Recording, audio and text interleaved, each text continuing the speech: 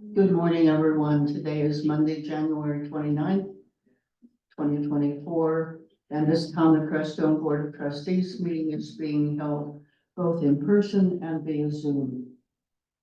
The time is 9:36, and in order to complete the official business of the town in a timely manner, the following procedures will be followed for all town meetings, including those hosted via Zoom. All meeting participants must keep their microphones muted and their videos turned off, except during citizens' comments and unless called on to speak by the board.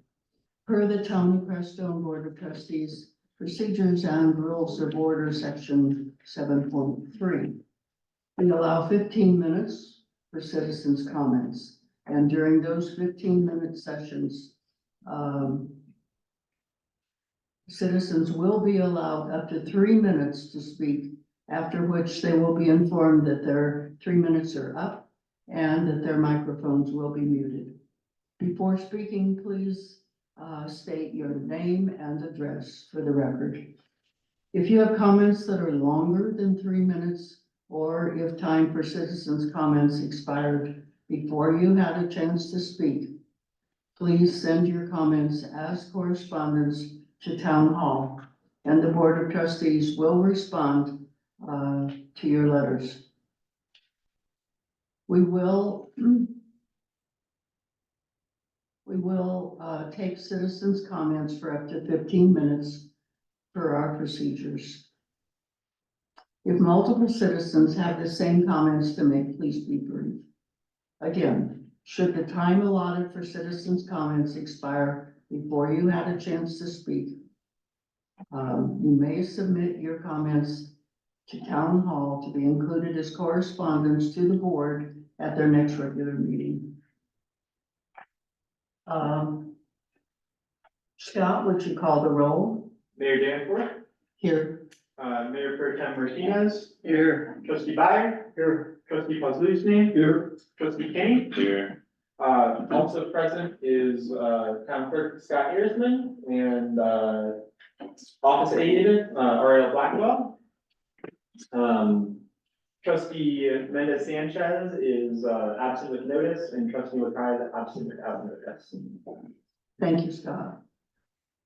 Next item is approval of the agenda. Are there any additions, deletions, comments, Adam? Could we make item K and get an update on the election? Yeah. Just an election update. Say it again. Election update. Item K. All right.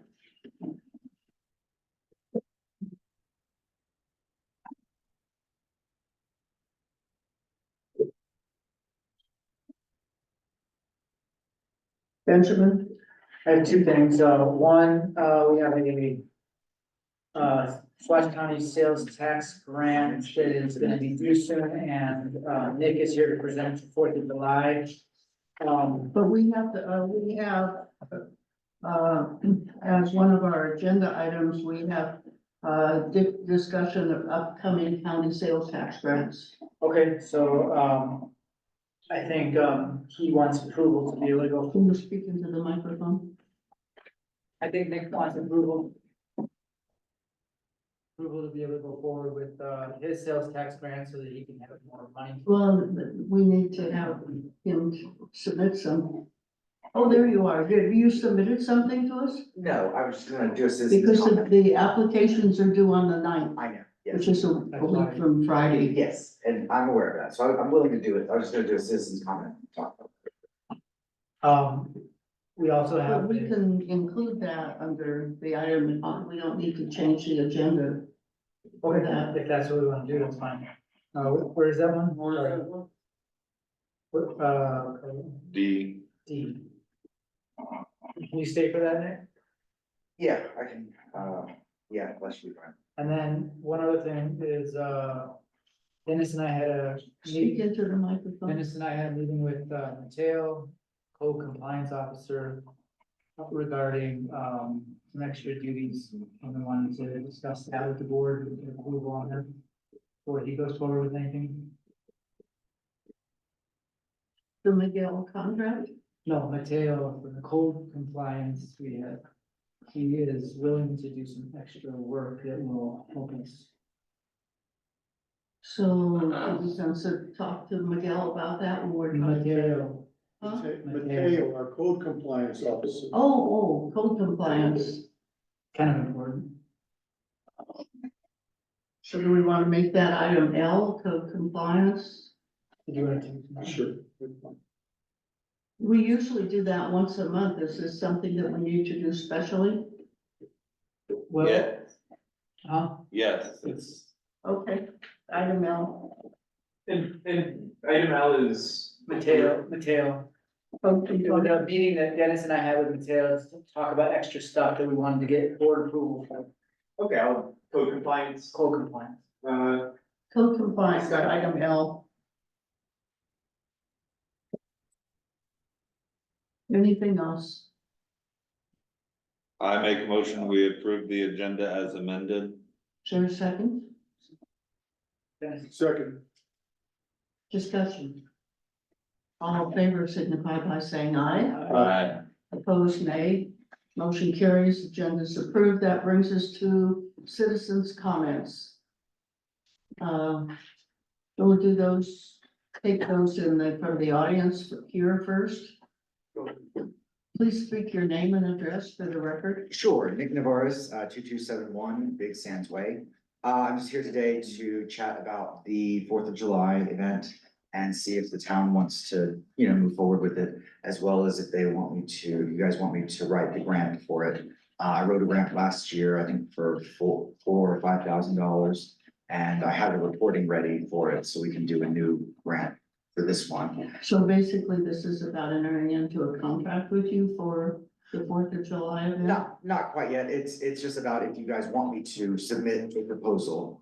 Because I haven't heard, usually by now I hear from the town. Wouldn't we decide we want to work with you before we vote to course. submit? Yes, of course. So I just wanted to find out if there's money in the budget for it this year and if you want me to move forward. And if so, I can submit a proposal, in the next day or so. And give it to you guys for, that. Well, the town needs to submit the proposal, not you. To the County? county. I did it last year. So I can do it again. And the money came to you personally? No, the money came to the town. Well, if the town's gonna get the money, the town would think the town would submit the proposal. You could submit a draft to us to he's submit. willing to do it for us, which I think is great, because the town, we don't have a lot of office staff to do it, and. he's And willing I'm to- also willing to report from last year where the money was spent. Well, So, what if we've you'd like. done in the past and what I was gonna suggest for the dark sky, we've done the same thing. We always prepare it. But we have it's all ready, it's completed, everything, and then we have the town submit the proposal. Sure. The application on our town letterhead. 100%. I'm happy to do it however you'd like. But I just wanted to come in and reference that. I've been traveling a good bit, so I just wanted to come in before that due date. And just offer that help and service. So if you'd like, and I can stick around for the D. We could have a special meeting on the 8th or something to approve it, or we could simply agree to have it go out. The town, I was gonna ask the same question for the dark sky event, we've prepared those applications every year, and we have a meeting of the dark sky committee. Scott's gonna be back in town, and but we've always submitted them on town letterhead. Okay, well, whatever is easiest. But just discuss it in D. Yes, we can discuss it in D. I'll stick around. Okay, all right, I think your 3 minutes is up. Thank you. Warren, did you want to make a comment? Wouldn't be. Wouldn't be a meeting. Warren Stephen, 271 West Carbonate. As much as I think that 4th of July is a wonderful thing, I think you're putting the cart before the horse. Because you've got a noise complaint issue and there's been discussions in the past about moving these kinds of things out of town. And, I don't see how you can apply for grants that you haven't even figured out what to do about the noise issues that are unresolved. Thanks. Thank you. Any other citizens' comments? Turning to the Zoom.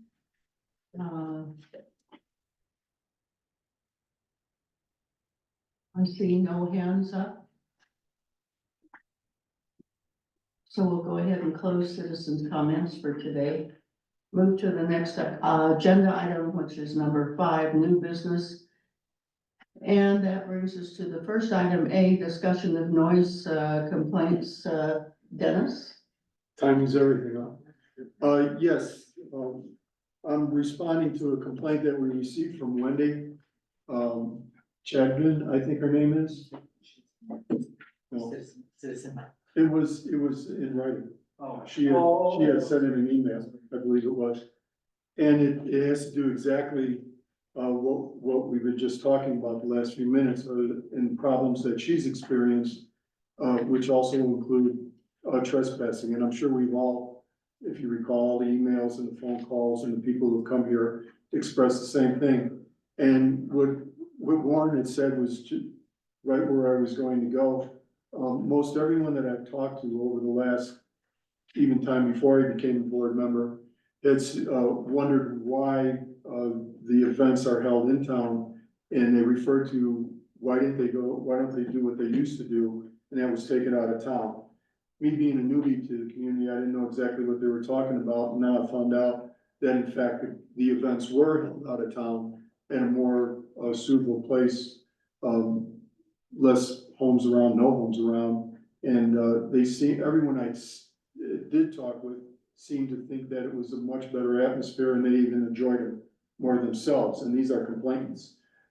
Because then they would go there and when they wanted to leave, they could leave and leave the noise. You know, I don't misunderstand me, I'm not against the events at all. I enjoy music myself, but there seems to be, what I've noticed, that there's some magic moment when Dr. Jekyll turns into Mr. Hyde, and the noise gets a little bit louder and the crowd gets more aggressive, and then that's when the problems start. I totally agree with you. So let's just listen to the trustees. So I would double down on what Warren said and everyone else that I've talked to about trying to get at least the music part of the events that seem to be causing the most problem away from the town and into another location. And I think, as the permits and the requests come in, timing is perfect. Now is not too early to let the promoters of these events know and consider. And if they want to have a sit down and meet, we can also do that as well. Benjamin? I know the 4th of July has always been in Crestone for, I don't know how many years, since Decades. decades. So the 4th of July is an event that is, traditionally held in town. Energy fairs have gone both ways. I've been to energy fairs back in 2009, 2010, somewhere in there. That it was in town and then left town and then came back. There was, dark sky events that I ran, and we decided not to do because of complaints. I do think we should keep the 4th of July in town. I think it's, maybe the music, we could just end it earlier or have more of a day thing. I mean, yeah, so, but I think the 4th of July is kind of an important one for our town. I do think I mean, if it was up to me, I would like to see, like a special code for events that basically states the town can have X amount of events, I don't know how many, it could be 2, it could be 4, that have like certain rules, like you get 2 months in advance, you have to announce them so that everybody knows when they're happening, what's happening. They have a little bit more, open, noise is allowed, maybe a little later or a little louder, I don't know. But I think, 2 or 3 days out of a whole year is asking not that much really from people. And it's a pretty quiet town normally. And I just feel like there are a lot of people who really like to come to town for events. We have a really good atmosphere. You know, the golf course was amazing when they did it. I don't know if we could ever do that again, but I mean, they created like a real nice environment for the music festival. And that really helps, but the town has kind of a natural environment that really does make it a nice place for events. The parking's kind of a problem, the noises is a problem, but I think giving people more of a heads up really would help too, so. I'd like to listen to the trustees and then come back to you. Adam, you're thinking? I mean, I would say we've been talking for years about creating a system and a code and putting attention towards it so that we can, you know, best meet the needs of our residents and make space for celebration. So we haven't really done that. So I'm completely in support of kind of reestablishing that sound ordinance committee and creating a system that people can apply for so that we can celebrate. And some people aren't gonna like the noise sometimes, Just but a minute, I want to hear from the trustees then. Okay.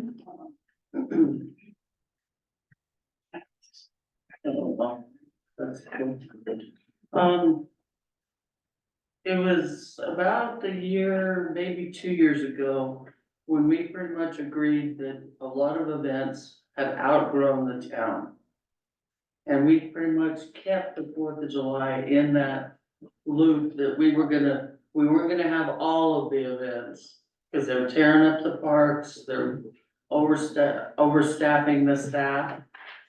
So we decided to keep, I think, one dark sky and one 4th of July for the year. Let the lawn grow back. Let people experiment on like Music Fest back at the golf course and maybe a few events over here at South Crestone Park. And even that little Willow Park is cute as a bug's ear. If things are diversified, maybe we can see what we can accomplish without even knowing we can accomplish it. I do like to keep the parade here in town. We tried it out at the Baku because we tried switching off back in the early 80s, I think it was. And their parade route did not exist, okay? So it didn't really work very well. Parking was great, because everybody went up to the South Crestone Park, they had their venues, their booths and whatnot. It was actually a success, except for the parade. So, you know, I would like to keep the decorating the town, keep the parade small, you know. Whoever the manager is of it, you know, make sure that there's not anything too politically radical that's gonna get us in trouble or perverse, that's gonna get us in trouble. You know, just have somebody in charge that takes care of it, keep it simple, and do the parade, cut off the music at a certain time. Now, when it comes to the music, I'm all for a noise ordinance, I really don't care, to be honest. But other people do. I think during the day, then a certain period of time is fine. Once a year, you know, we do dark sky, we do the fire department, we do, you know. My concern is that we're being hypocritical, we're making rules for everybody else that we don't have to abide by. So when it comes to the noise ordinance itself, we need to set this out now. Because we can't break our own rules. Oh, we can do it at the 4th of July, but you can't do it for the music fest. It doesn't work that way. We have to follow our own rules. And in that respect, that's where it gets the tough part. Who thinks it's obnoxious and it's all subjective. Who thinks it's obnoxious and who thinks it's enlightening? I can't tell. I think we ought to just get a number and stick to it. Dennis? Yeah, there I agree with you. And not, like I said, I'm not against any of the activities. It's when that magic hour comes around and maybe there's too many bottles of loudmouth down somebody's throat. And it gets very aggressive as we get into the evening hours. There's a older gentleman who won't come into the downtown area, into town center, because in the past, he's had a finger put in his chest because they recognize him as one of the opponents of having the music.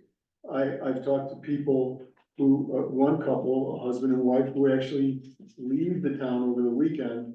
They've learned to do that for themselves, to avoid any trouble or to avoid the music. And I said, you actually leave the comfort of your own home? And they said, yes, we do. I don't know how many people do that, if it was just them. So I think that part is wrong.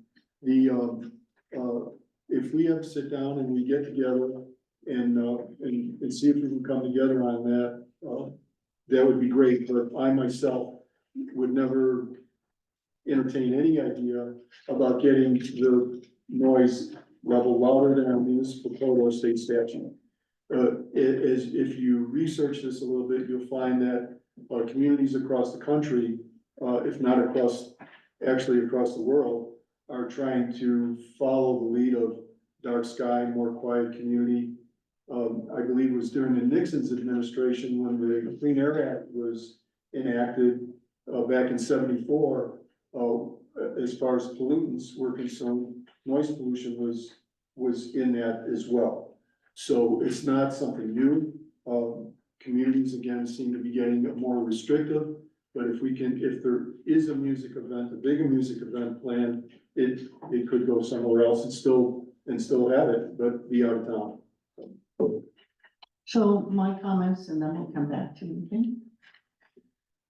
So the 4th of July has been a tradition that has taken place, I think, without interruption here in Crestone for a long time. And it is part of our culture. We have the parade, we have booths. Residents in the past were agreeable to listening to the noise, which was loud, but it was once a year. Times change. Times have changed. Our town is growing, the number of people who come, and the sound of the music is increasingly drawing a lot of complaints. I agree with Kim. I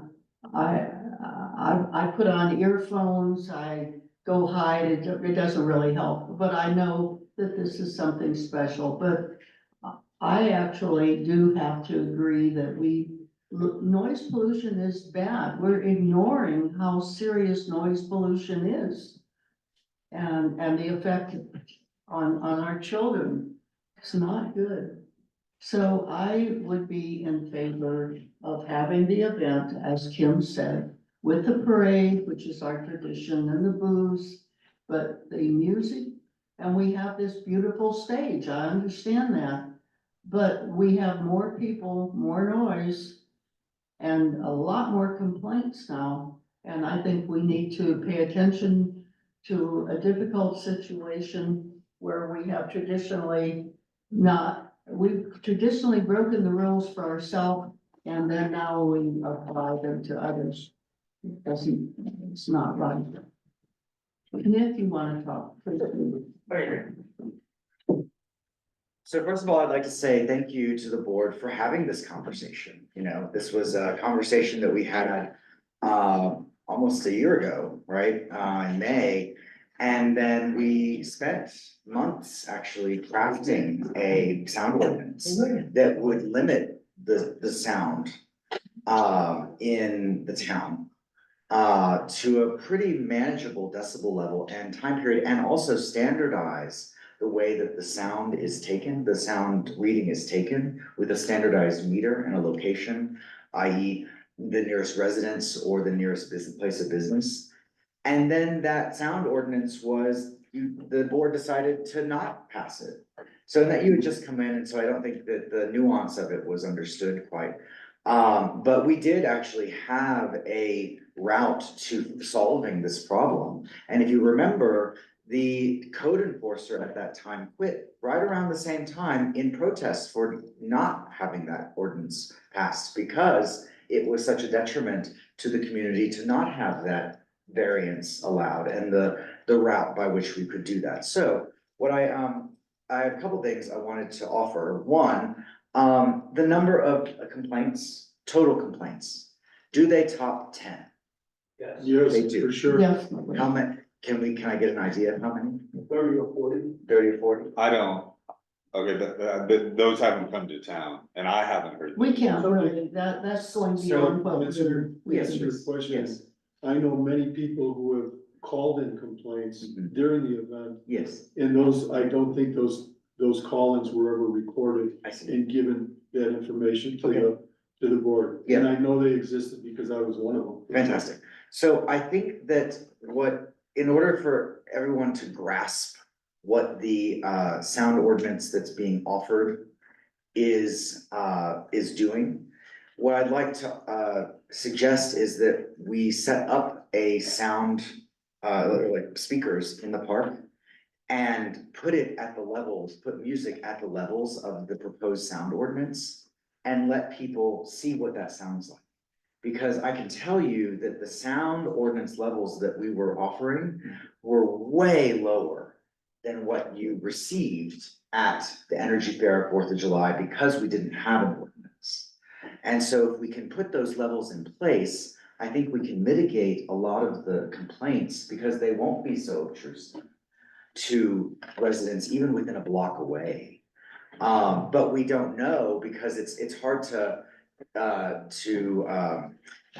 grasp, right, what the difference between 60 and 80 decibels is, right? We just don't know what that is like until we hear it. Dennis? Yes. Just one last comment. Sure. And then we can move on or whatever. It's more than just the music. It's the yelling, the screaming, it's the applause, it's the car park, the transport, the congestion of trying to move vehicles in and out. It's people trespassing on other people's property, who get very aggressive when they're asked nicely to leave. So it's not, I believe in the social aspect of, and how this all brings the community together. But the cost of what that is can't accurately be accounted for unless you put those other things in there. Which I think is very reasonable, right? And that's why we need to sit down. 100%. So, and just so you understand my past, like I did this professionally around the country for over a decade. I worked with municipalities around the country to produce events. And so I worked with municipal codes in this way, not for creating them, because they were already created. But in this instance, I think there is a way, a route to have maps that, make sense, to have plans in place that come with a permit, right? That I think is very reasonable. But a plan needs to be created. Real quick, a couple other things. One, I would also offer, asking, you said how you're talking about the complaints, but also asking the businesses that would be affected if these events were not in town. Because one thing you have to consider is that when the music festival was in the Baca Park or in the golf course, people don't come into town, as a business owner can attest to. They stay, just like the most recent festival that was out in Villa Grove. People outside tried to vend. No one went to those vendors because they all went to where the event was being held. So during those times, and for the music festival, when that event was held out there, the businesses in town were dead.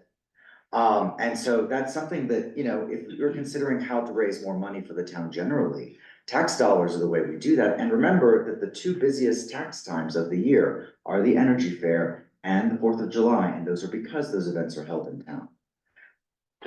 Yes. Thank you. Well, I think we have a duty to listen to the people who elected us. And when we,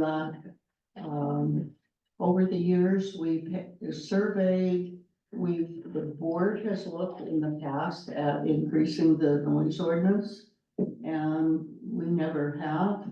And more recently, there were many comments against increasing the noise ordinance, and we didn't. And Kim is correct, we need to walk our talk, and, I do not, from my ability to perceive the comments of the town, I do not think that it was something like 80% of the residents said they came here because of the quiet. They were opposed to increasing the noise ordinance. And so for me to do another proposal right now is, I'm not going to be here much longer, but for where I am right now, I think we should leave the noise ordinance where it is, have our traditional 4th of July, but the music needs to be within the existing noise ordinance until at some point we change it, which we have not done. Scott? Just as a point of information. Can you talk into the microphone? Oh, yeah.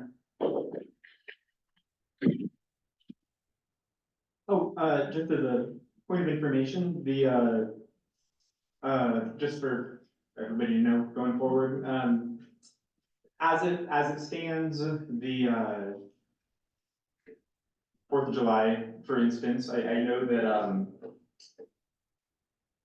that we can say that it needs to fit into the noise ordinance. With that said, if they play music, even if they just do taiko drumming, it doesn't fit into the noise ordinance. And it does bring us back to the concern that Kim had brought up. I'm not advocating for changing the noise ordinance necessarily, but Kim does bring up a good point that if the town is going to enforce the noise ordinance on other events, it really can't outright, or it can, it has, but it shouldn't really be outright breaking the noise ordinance on the 4th of July event. A way to fix that, a while back, I had presented you guys with a document that was a special event noise permit application, and something along those lines. Now, in order for that to be legal, it would need to be incorporated into the code via ordinance.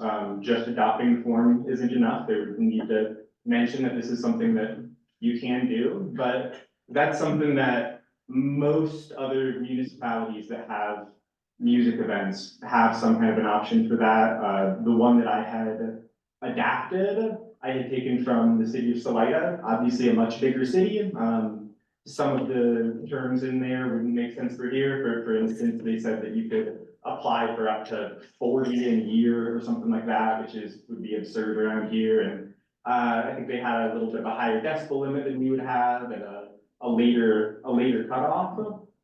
So it's something that the board would need to go over a form like that and decide if it was something you wanted to do, what restrictions you wanted to put in place. But if you did do something like that, you could, I mean, it would be on an individual basis, how those would be approved. You would have no obligation to approve any at all, but it would give you the option to approve one. Say if you just wanted to allow for music during the 4th of July. And it also would give a little bit of additional control in my mind, because rather than just saying you can't have music and then setting up an event with music and creating kind of an impossible situation, you can set a slightly higher decibel level for that approved period. And with the expectation, just like Nick said, during the energy fair, it was a lot louder than it would have otherwise been, because whether they were right or not to do this, they were working off of the assumption that no matter what they do, they're gonna be breaking the noise ordinance. So let's break the noise ordinance. If you did have some sort of a process for people to apply and get approved for it, then I think you could be really specific that it can go no louder than 75 decibels or whatever you decide. And just like Nick said, set it up from specific location to measure it, and when it goes above it, I mean, everybody is under the same understanding that it's, it needs to be cut off, or goes above that, or it needs to be brought back down. Anyway, The conditions in Salida and the conditions in Crestone are two different things. They're not the same. yeah, I think that's. There is no buffer area here at all. You might as well set up in somebody's living room and blast your music. That's how loud it gets. So I don't wanna hear ever again about what Salida does and that's what Crestone should do.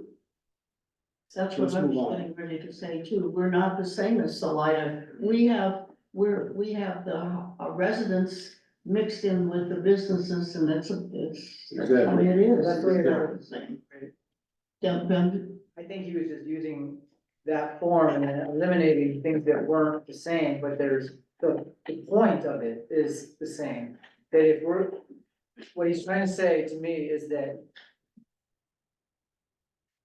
if we're gonna continue to have Fourth of July celebration, we could just decide not to do it Fourth of July celebration and let's see how people. if we I get don't think complaints about anyone that. is suggesting that. But there's a I lot don't of think things that go anyone along with suggest- that, it's not just the Fourth of July, people enjoy the parade, they enjoy the water fight, they enjoy, Mhm. walking around town, they enjoy being amongst people, I mean, there's this whole side, like, with the kids, as far as like, oh, you're gonna hurt their ears and stuff, well, parents should be protective of their kids and get little earphones for them and stuff like that if it's too loud, number one. Secondly, the isolation of kids is really unhealthy for them. They need to be in a social environment. They need to have adults around them. They need to have these events because what it does is it allows for the place to have life. Otherwise, it's just, we're dying. We don't wanna die, do we? These are life events. I don't think there's anyone that. stand up if you would. I don't think there's anyone that objects to the music, okay? What we object to is the overall volume, and one specific part of that is the electronic bass that has no connection to the music. And the last, well, I don't even remember what the event was. Energy drink. I gotta be honest, I don't remember what it was. I ended up calling the police. I ended up coming down here, was probably the energy fair. And telling them to knock the whole thing off, okay? It has reached a point where you're gonna end up with bigger problems than noise complaints. Noise complaints that aren't getting registered, all right? There were approximately 25 people there. There was even no need to have amplified music.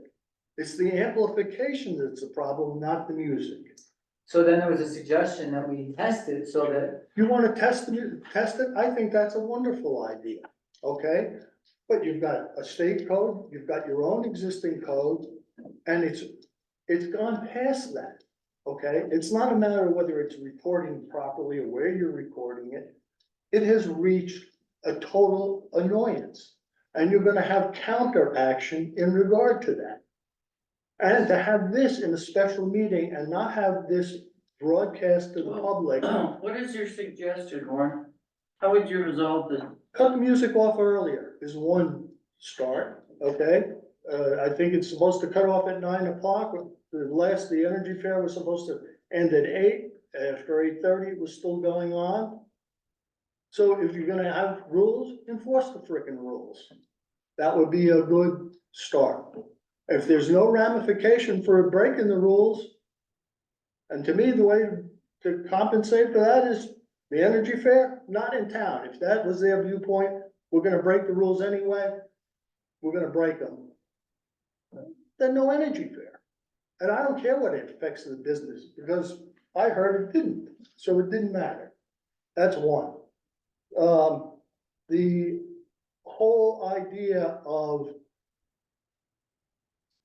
the level of the noise is taken care of already. You don't need to have anything different. All right? I've had complaints about the music in your building. The bar is another one. when the bar was built, there was supposed to be no noise outside the bar. You can go to Melanie and Alan and find that out, it's in their, in the documents that were here for the liquor license, when they were granted the liquor license. And if the town doesn't want to enforce that stuff for the existing thing, then pull their frickin' license. That's where my view is, and I think I speak for a large part of the population that is not here. Thanks. And the noise is not naturally gonna get better because the town is growing. And I looked at the number of people at last year's 4th of July when the music was going on. And a lot of them were not residents. They're people who came from wherever they came from. So we have more people coming, not fewer. It's a problem, Nick. You do a good job. It's a big event, but the noise in was really bad last year. For the 4th of July or the, Well, every one of them. 4th of July, the dark sky, you've got a dark skies thing, we're a big dark skies thing, but we're the biggest noise polluter I in see. the town. again, I think a lot of this could be mitigated with having a demonstration. I totally agree with you. And I think you Okay, were happy let's with. just do one at a time, not back and forth. Okay, wait a minute, I offer my help in whatever way I can. That said, if there is not going to be an amplified music event for 4th of July, I will decline to produce the 4th of July. You will what? Decline to produce the 4th of July this year. So that will also be my caveat.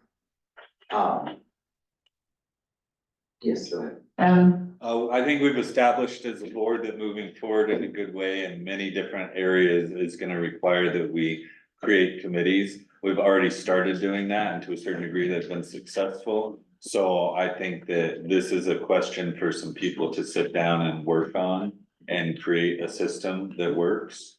I'd love to see Nick on there. At this point in time, Dennis is on every committee that there is. It'd be nice to see Armando and or Kim get on something. But I also don't want Kim to be just the one in charge of the new sound situation because we know how that'll turn out. But I'd like to see us put more attention on it and create a system that works. And as far as 4th of July, yeah, I have a 13-year-old kid who adores when we have events in town and comes down here with all of her friends and spends the entire day celebrating and enjoying what little sense of community she can access.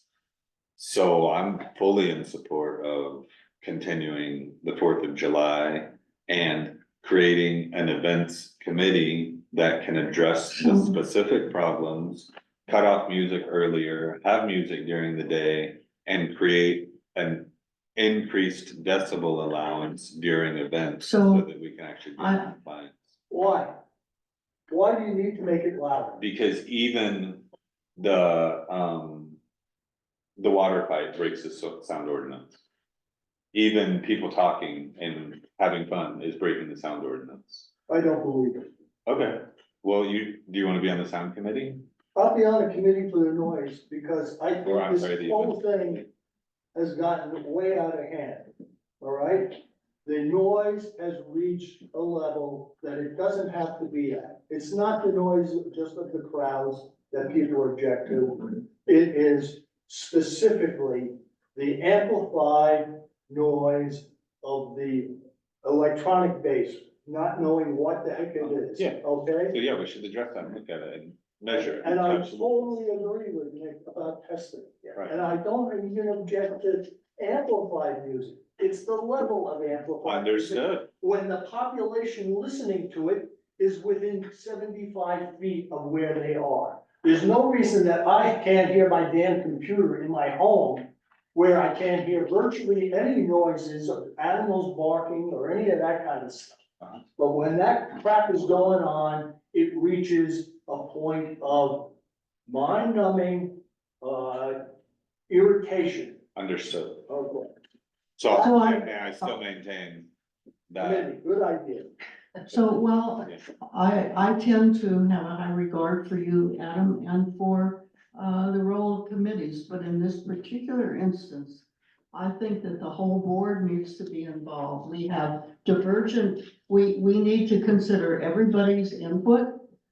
Yours, Benjamin's, we need everyone. I do not think that a committee is the solution to this problem. I think it's a board, it's a community issue, and for that reason, it's a board issue. Right, the committees do the work, so if there's a committee of 1, 2 residents and one board, even one board member who goes out and does some testing, does some research on some systems, looks at this special event permit that has been presented to us before, then they can bring their findings to the board. And Well, yeah, the board would have to. And that sounds wonderful, but the truth is, in my opinion, is we have multiple citizens, anything we do, we've done surveys, we've not restricted it to which people casually or whatever way are selected. We have involved the whole community. I think this is a community problem, and because of that, it's a board, serious board issue that we need to consider as a whole, and not with selected input. If we're gonna have input, I think we should involve the whole community. Ken? I mean, you had said that 80% of the people didn't want it, 20% did. If we're involving the whole community, that 20% should have a voice as well. I mean, that's not the whole community, that's some, I mean, 80%. Whole communities, the whole community. So, I mean, it just,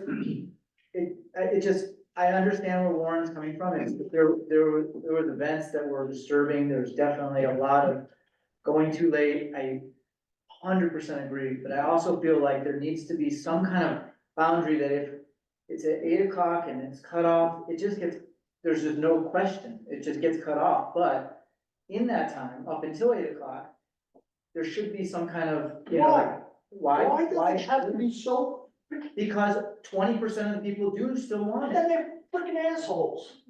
They can want it, but I don't have to tolerate. Enough. If I can sit there and honk my horn as rhythmically as the music, okay? That's not But- music.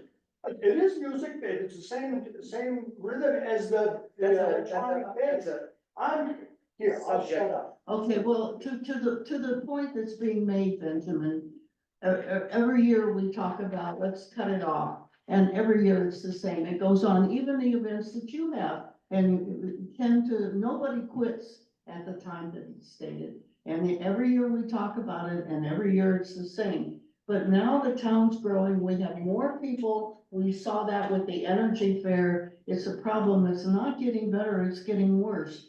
And I think Kim and I might agree, Yeah, at it's least I subjective, though. noticed the amplified music is something It's that getting you worse, can't but- stop. But there are people who, there's just a wider range that, I mean, if it's growing and people are coming out for it, doesn't that show that there's more support for it? No, It's not local support, It it's is a not lot. local. It's not local. Resident support. Other things are getting worse too, like Yeah. opportunities to So- have businesses and eat in town. So there's correlation there. So all we really need to do today is listen to Nick's request and respond. Are we gonna have a 4th of July? I don't hear any opposition. We all support what you're saying, then this is part of who we are. But the question is the noise.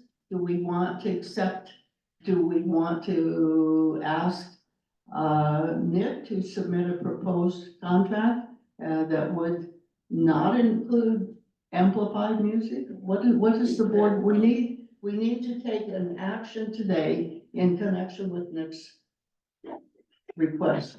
that's not the item on the agenda. Done D, we're skipping. It's on D, I agree. He also gave us an ultimatum that we did not allow amplified music, that he would not manage it, the festival. So there's an ultimatum, yeah. The decision we need to make. So Warren's right, the item that we're talking about on the agenda is the noise complaints. So I'm proposing that we either have a special meeting or form a committee to put together some testing to present to a special meeting.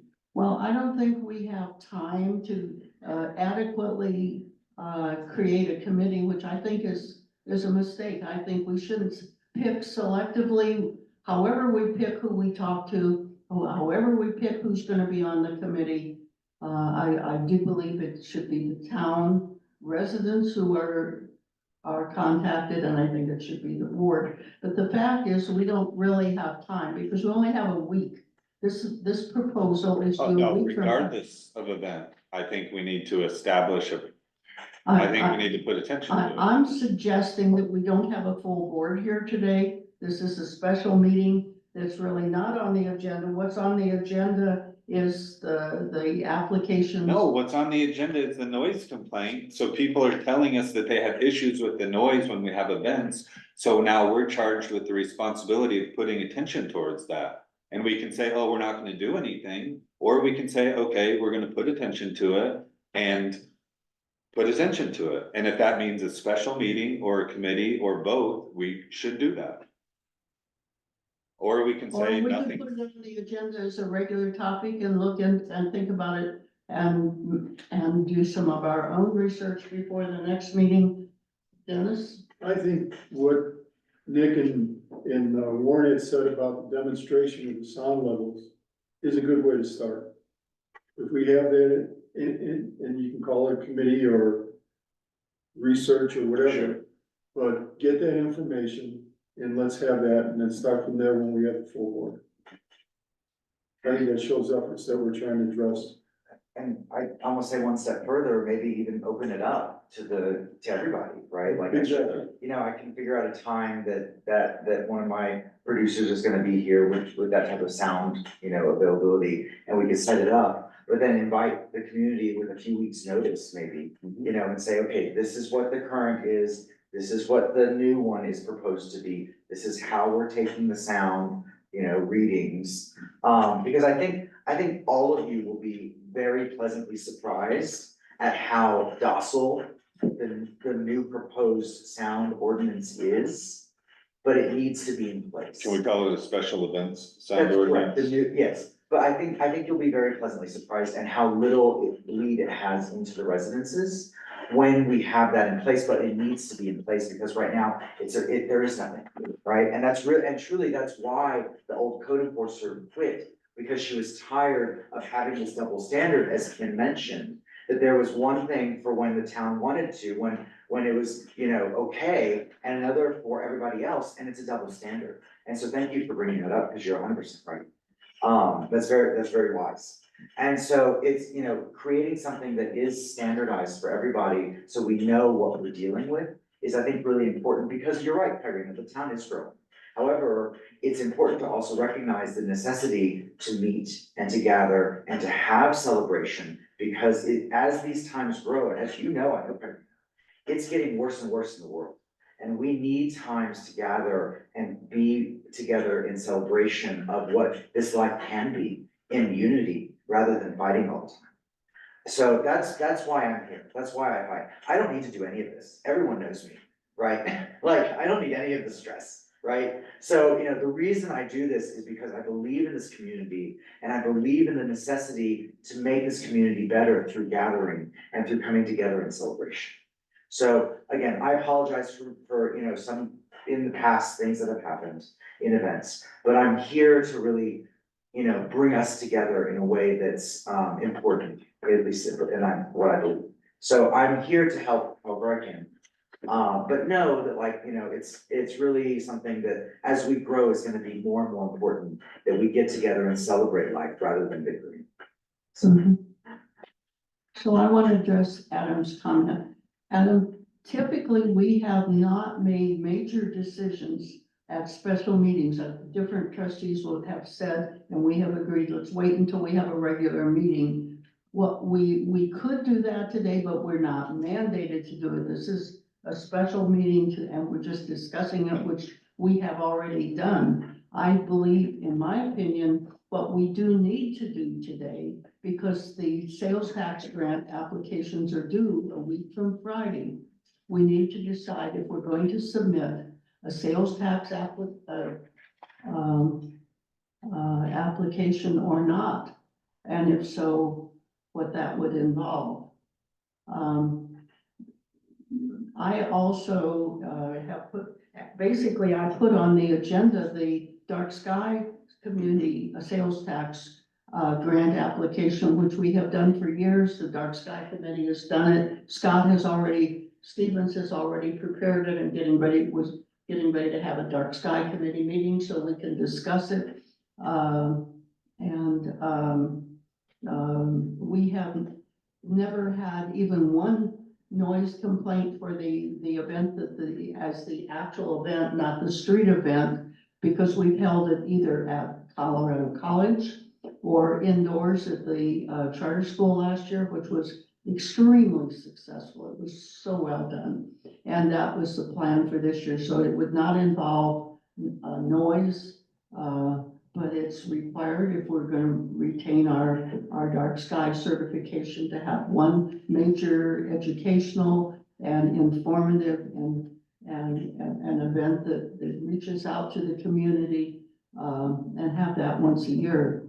And we have for the last, starting in 2018, 19, 20, every year we have submitted a sales tax application, which has been successful, and we do not need to impact the budget for that. So, we basically have a grant application prepared to have a dark sky committee meeting and could have a special meeting to approve that. So that is the agenda item that I asked Scott to put on.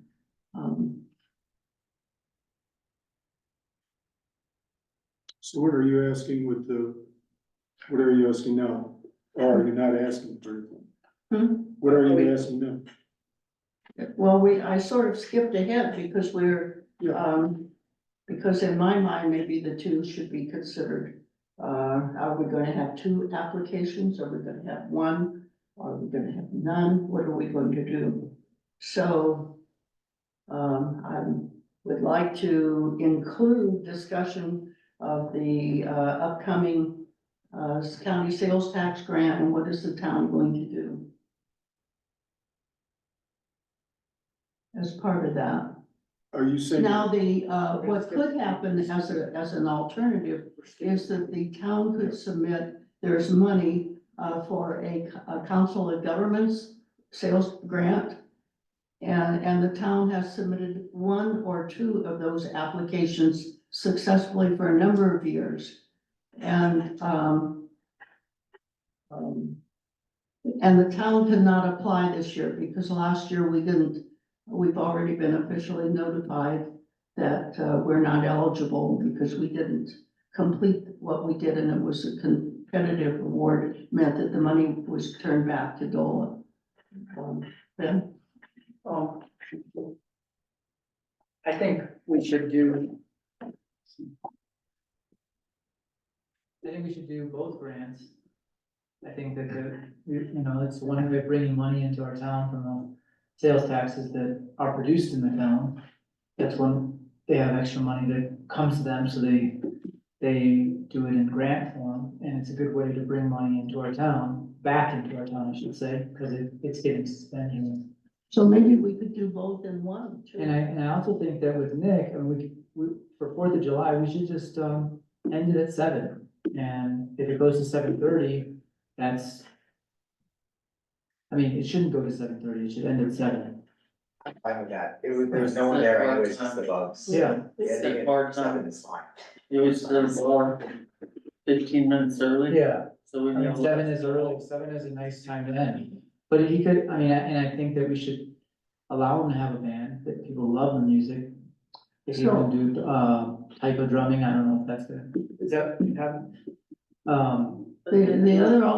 The couple of alternatives. One would be for Nick to submit the application himself for to the county, and the town to submit the one for the dark sky, because that is a town required event if we're going to continue to be a dark sky community. So we could have two, and they wouldn't have to choose between the sacred. That's Or fine. both of them. So, with regards to town grants, I write, 8 of them a year, or per cycle. So, per event, you can actually write up to 2 grants, and per entity, you can write as many as you want, as long as they're not related to the same event. So we would not be in competition if we were to submit 2, you could submit 2 just for dark sky. So I think that could be, Like, for example, the Energy Fair submits 4. so I think, Yeah. but if you submitted the one for the 4th of July, Yes, like I did last year. and the town letterhead would submit the one for the dark sky, I think that's what we did, that's what happened last year, and they were both awarded. That's correct, and actually, I still did it through the town, I submitted it, but I had the money submitted to the town. So if you're okay with that, I have I have the budget that was still spent, so I can do the reporting on it as How well. much did you get last year? I believe I got 4,000, and they've upped the amount that you can get to 7,500. So potentially we could cover a little bit more. The other thing I wanted to say is that for a proposal from me is I would just replicate what I had last year. Again, reminding the town that I will not be picking up trash, so they would need to do that. And 2, if there is any overage this year, I would pay exclusively for it. So, that helps. Scott and then Adam. Oh, yeah, this is really a question for Nick. I know that you've read a lot of grants for other events and things like that. Does this grant need to go through the town, or is this a grant that you could just get and manage? I could, but Or through the accounting to get that. I see, and same. Yeah, Yeah. So if that makes more sense, fine, we can do it that way, I'd probably do it through my business. Whatever makes sense, but that would be my proposal, is that, I would just replicate what I did last year. Sans, we would end early, hopefully by then we'd have a municipal event, special event sound ordinance, so we know what decibel level to remain within. So would that include talking about amplified music or simply talk about music? As I said before, I will not produce this event if there is not amplified music. I understand that. Yes, so and I have no attachment if you decide you don't want it, I respect that. But as far as my involvement is concerned, that is where my line is. Are you comfortable writing the grant with that lack of clarity? No, because especially if it's going to be under my name, I won't, no. Well, also, you're probably applying for the grant with, money going towards the music itself. Exactly, right, that's what it. I see. So nevertheless, this is again, no attachment, either way. I again want to do the best job that I can. I don't believe I can do the best job that I can without amplification. So, I am here in service, and just let me know how you'd like to proceed. But with that, I am gonna have to go because I have an 11 o'clock meeting. So, thank you guys for your time. As always, I hope to be able to work with you all as best as possible. And another alternative would be for the town to submit an application that would be 2,500 for the 4th of July and 2,500 for the.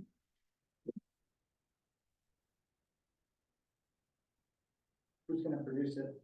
I thought he just said 7,500. And that we can write as many grants as we want, so the town could write a grant for 7,500 for 4th of July and 7,500 for dark sky. Was what I understood.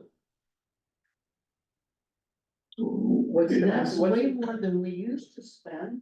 well, it said that we got 4,000 last year for the 4th of July. So I assume we got 4,000 additional funds for dark skies. The money's been bumped up. We had to return some money from dark skies that we didn't need to spend. It was DOLA. It was from We the returned council. 5,000 to the Council of Governments, and because we did that, we're ineligible to apply for a COG grant. And that was for the For sign. this year. Yeah, right, cause we didn't need no $13,000 sign, yeah. But if we only had the event without, that's what's my question, would be my question for you. Do you want to have a street festival? Or if you don't want to, $2,500 will be quite adequate to support the dark sky, the various requirements for reports and all the things we're doing. I think we could do for $2,500 for the year. And I don't know what we used to spend or what we need to spend for With those the grants. 4th of July. I remember we used to be a much smaller amount.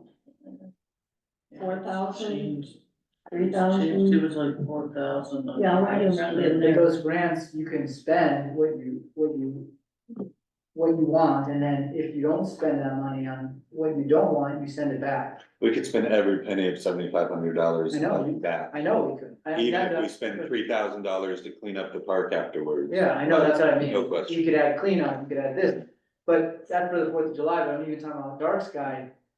I mean, you could say 3,000 and then you have $500 buffer, but what you're supposed to do is put in what your budget is, like what you wanna spend it on. And then if you don't end up spending it, you send it back. It doesn't go against the sales tax. No, Or it's grants, not, send back it's not a problem not to spend the county money. It was with COG. With COG. But I'm just saying, it's not like, they're that picky. It doesn't sound like, I mean, they increased it from 5,000 to 7,500, which is showing that they're trying to get people to apply for these grants. I mean, we don't have a big staff here, but we could write 2 applications too. Well, isn't the Dark Sky Committee writing one grant? So do y'all have the skill set to write a grant by the 9th for $7,500 for 4th of July? Yeah, I can do that. I mean, I think we could do that and then work on a special event permit, and then whether it's Nick or somebody else, but it gives us a little more. So you're saying that just separate it from. Don't lock them in right now, but try to go for the If they feel money. like they can do it, that's great, but. I think that would be great. I think that's that's what I think we should do, write 2 applications.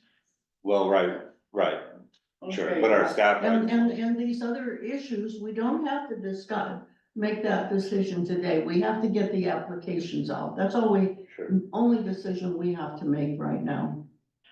He does have a lot of the data from last time on what he spent, and that's important. So you could probably get it from. Sure.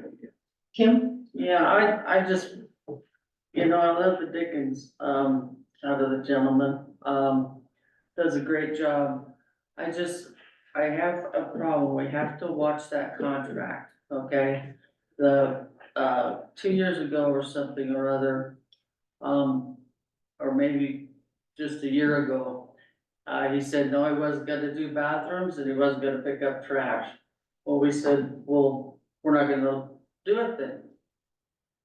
You've gotta provide bathrooms, you have to pick up your trash. And he didn't wanna pay for power and water. And we said, well, then we're just not gonna do it. Came back, agreed to do all of these other things. Now I'm hearing no amplified music and no, I'm not gonna pick up trash. See, and even last year, it was kind of over budget to where we had to come up with some money to cover it, and we split it in half. But any bid, if like a contractor, you contract, if you lose it, you lose your shorts, you have to eat it. You can't come back and say, oh, I underbid the project. So we cut that in half. I just want us to be really, really concentrated on this contract. Now, if you want to rent the park, you can rent the park, or it's free. But there's some things we just will not put up with an ultimatum. I don't like playing that game with somebody. This is our town, we have to represent the whole of the town, and we have to watch our money. So, I just don't like somebody taking charge. Well, it was a few $1,000s that he went over his budget last year. And thank you for remembering that. Along those lines, when we got into the budget process, there were a boatload of 1099s that our accountant was paying money out, I believe, that went to those events, or to the 4th of July event. and some of them were even just for a few dollars. And it, in my opinion, it kind of clogged up that system, part of the system as well. Go ahead, Scott. Yeah, that was the, I mean, it makes sense since it's, up in the air whether we're gonna move forward with Nick or not. It makes sense for us to, handle the grant in-house this time. But that would have been the benefit of having Nick handle the grant. That's sort of what created that situation, was that he had, and I don't think he had done this in the past, he had written this grant and all the funds came through town hall, and so everything that he was doing, he was billing the town hall, which made it possible for there to then, there was $8,000, 4,000 from us, 4,000 from the grant, and he billed the town 10,000. And so that's how it ended up being an overage. If, we can't do it this time, but if in the future, the person organizing that event would be willing to take on managing the grant also, it removes the town, I mean, we could just give him a check for however much the town wants to donate to it. And then if he goes over his budget, none of it, it's not going through town hall. So anyway, I totally agree with you, Dennis, that was like a whole fiddly thing that made the accounting, that's what I was referencing, when I said it makes the accounting complicated. It's hard, makes it harder for us to track. We were able to track it, but it also made it harder for him to track because he was just sending us invoices. And as an event coordinator, his job is to, or it should be, to do at least have a budget for the cleanup, have a budget for the bathrooms, have a budget for electricity and all that written into this grant and At hopefully. 10%. Yeah, 10%. Yeah, so if we get $7,500 and it's the town's money, then we can put out an advertisement for somebody to organize the event Oh, and yeah. include all of those requirements. And do we have to do a supplemental budget? So are you talking about getting a grant for 7,500 or paying 2,500 of the town money plus the 5,000 grant? Getting a grant for $7,500. Now, these, the county sales tax grant, I'm not super familiar with them, but I know that you guys are. Is there generally a match to that? Anyone know? Absent special circumstances, the maximum is 5,000. No, they just upped it. They upped They it, upped it. Oh, they did up it? Oh, I didn't know that. according to Nick, so. No, You've heard that we too? know too. Police patrol's applying for one. I didn't know they upped it. 7,500. Yep, yeah, no, it's up to 7,500. And then, so either in February, but I would prefer March, we put on the agenda for 4th of July planning. And maybe in February, we put on the agenda for putting attention towards a special events permit. Whether that's increased ordinance decibel or not, we still need to have something in place for, We need to get it going. yeah, in But February. raising the special event permit and increasing the decibel for that is a major decision that we should advertise in advance so that people can come who want to comment. It's not something for us to decide today without any notices. No, Mayor, I don't think, we're looking for the demonstration, we're not saying anything that we're going to, we're not agreeing to increasing the decibel level. We're just looking for the demonstration, that's all we're doing. I didn't get an email on this. This meeting. Oh, sorry about that, we're doing some training next, No email notices. I didn't get one either. And it wasn't posted. Yeah, so, sorry about that, I'll address that right now, I'm training Ariel and, not her fault at all, I think just a little misblink there, she had to make some changes to the agenda, and it sent it over to me, and it was in, I didn't see it, and I thought that it was sent out, but That got We did- we so did- I do apologize for We that. did put the meeting on the agenda last time and it's Yeah, lined up we're- exactly the way that we had said. That is correct, but you guys should get your agendas, and, you're right, normally, while there's not a legal obligation to do it, normally we do send the agendas out to, that email list that I mentioned also, so apologies for that, a little bit of growing pains, you'll definitely get a notice. There's always an excuse. Your So- first job is notifying people of meetings. We did So notify. let's finish, we have an Okay. agenda. Let's finish where we are right now. And then move on. We can either advance that item to the next discussion, but the board should respond to how we're going to submit or, the sales tax applications that are due on February 9th. Coming February 9th. I think the dark sky should do the dark sky one, and I think that the town, if you guys are really willing to do that, Is that a motion? I'll make a motion. Second, Discussion? All in favor? Aye, opposed? Okay. Now, do we want to move item L, the code compliance?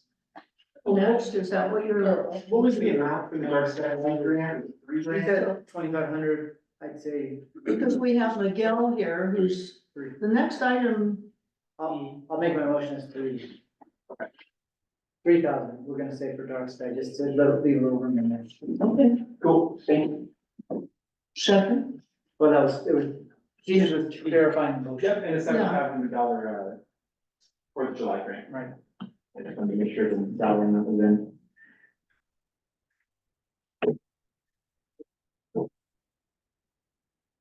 so I'd like to take care of item C, or I mean B, the water operator, because we have Miguel here, that's something that's very important for us to take action on right now. So Miguel, do you want to come up and let's talk about your contract?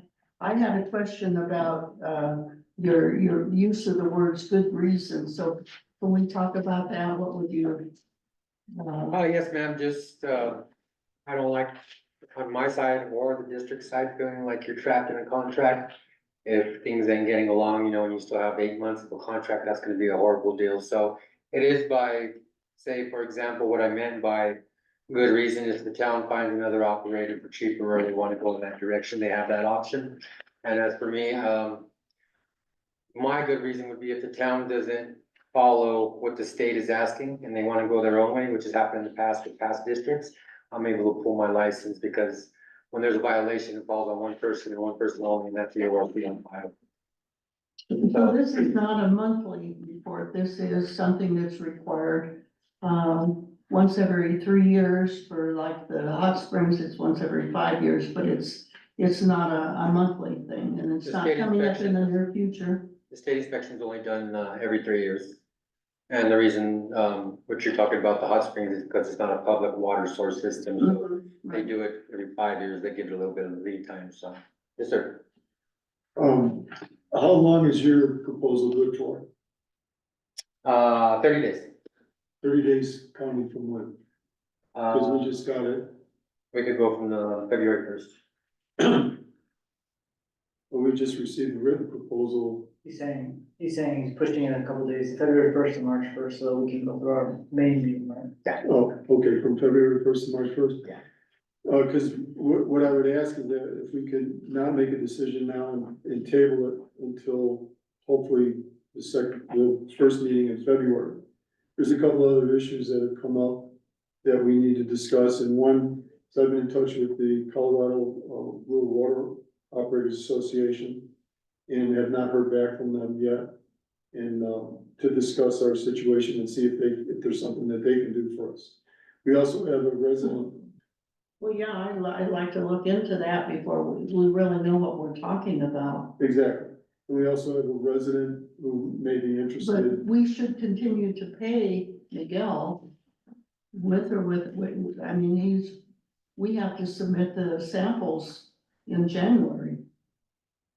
I've already did, I have an invoice. Have you for already January. done that? But there's a lot more things that need to be done that I'm doing that I'm not charging for, but trying to help out as much as I can, and that's chlorine readings, that's the water treatment plant daily reading, just overall inspection of the whole system. I don't see why we can't enter into a contract for 30 days. We have to do 30 days notice anyway. We should do more than that. This is a very, very important that we always have. The 30 days to- is just how long this lasts. 30 days is just how long this lasts. It's not a 30-day contract, it's a year. No, it's month to month. Oh, Mhm. Well, and the other, We need to be able to pay him. I understand that. But acting as a contractor, and he told me he's not insured, and I'm not sure how much that is a requirement of him being insured. Or do we accept any liability if we have someone who is not insured? It's licensing, right? Yes, but even if you have a license, you have We have to have a insurance. licensed level 2 water Yes, operator. and for liability purposes, there should be an insurance policy. He I doesn't guess he doesn't carry insurance for his actions, is what I'm saying. he was using it as an employee who's under town. Our insurance. that's a point. But right now, this is what we have. And, have you ever considered having insurance? No, none of my other districts require it. Did So he tell you that's, why? that's a valid Did they question. tell me what? Yeah.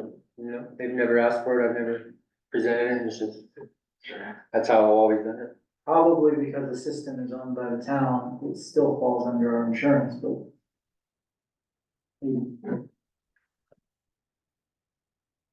I mean, it's totally up to you guys, if you wanna go the insured, I can't go that way, so. that But would be- before we, Dennis, before we would make that decision, I think we need to get more information. I'm not sure at this point. I don't know enough to know, but we could talk to our attorney.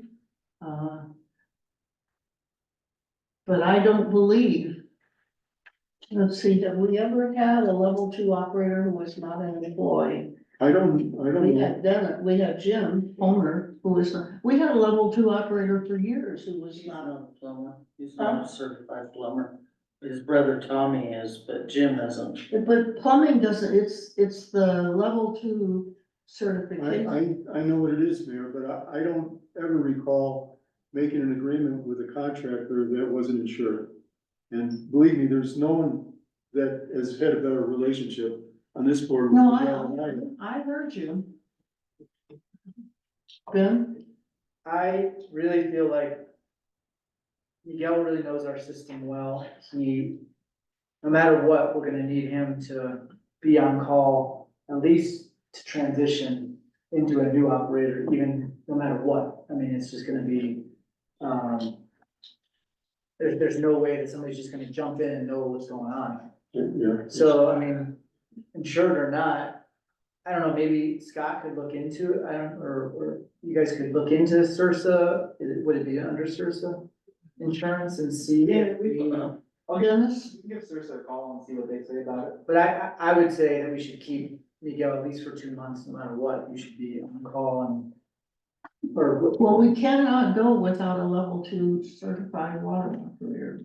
Well, I wouldn't wanna take a liability risk either. I mean, it's kind of, Let's see what our insurance is. yes, but I have another question for Miguel.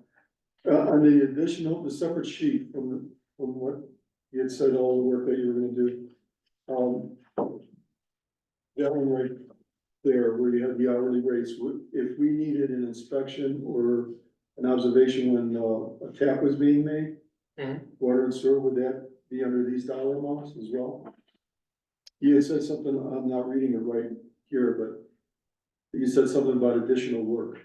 Yes, if they want me to come in and do extra work, or you had like a main break and you didn't know what to happen or what the procedure was, Right, to come in, yeah, that would mean my hourly and rate. also about, like I said, about the tap ons, if there was a tap on, be Yeah. able to do that inspection.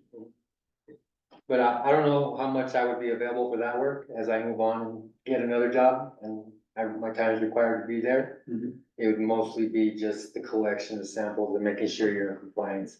As far as any water taps, installation, stuff like that, that's not really an ORC duty in a contract. I would do it to help you out if you didn't have anybody else, or like you guys are saying, you wanna transition maybe into somebody that's interested. I have no problem training that person until you guys get comfortable and. So going month by month and is okay with you, is that what I'm getting? Yes, as long as there is that 30-day on either side saying, hey, we're gonna go ahead and go this way. So my comment is, the other things that he might do for us could cause liability, and that's something we could talk about. But as a level 2 operator, all he's really gonna do for us is submit a sample. And so that's it. That's what we, but that has to be by a level 2 operator. We can't do that ourselves. And so, at least for a month or until we get figure it out, the potential liability of him submitting the water sample seems to me to be on the very low side. I understand, I know what you're saying, and I appreciate it, but how do we pay for his services this month? We need to pay him, and we need to have him do the sampling. I understand. Just a little heads up, on our state inspection, they give a report after the inspection is done. And we did receive that report, and we have 45 days from that letter, and we're at day 33, 34 to do a written response to the town, and then 145 days to fix the issue. What was the issue? Mostly the backflow program. There was minor stuff like, the vent cap on the overflow of the water tank. It doesn't have a spring to make it collapse, so they're afraid animals would get in there. So that was a violation, and then mostly just the backflow program. They're getting very serious on that, and they want their spreadsheets filled out. That's the one thing that would take the most time and for me to come in and do. And that's on our system, not on private. No, that would be for the commercial properties and checking their backflow devices and making sure they don't have a possible contamination from their water inside the residence or their commercial property to backflow into the main water system. And I don't know if you have anything more to say. I'd make a motion that we accept Miguel's proposal, at least for the next 2 months. Okay, is there a second? With the 30-day, we wanted to maintain that. No, So by March, we can tell you if we're gonna continue, or, no, I don't think. April. So do- April. Okay, you're seconding it, Ben? I'll second. Discussion? So All in what do you favor? recommend on the actual backflow, since we only have the 45 days and the 150 days? I think that's something that needs to be done. Okay. And like I I- said, in the, no work will be done prior without the board's approval. Cause each commercial business is supposed to get a certified plumber, right, to. The come test device, yeah. Yep. And that's something the district So might be, can we delete with good reason from that contract? what's that? The cancellation, the words that say we have good reason for the cancellation? What would be, Still 30 days. And it's,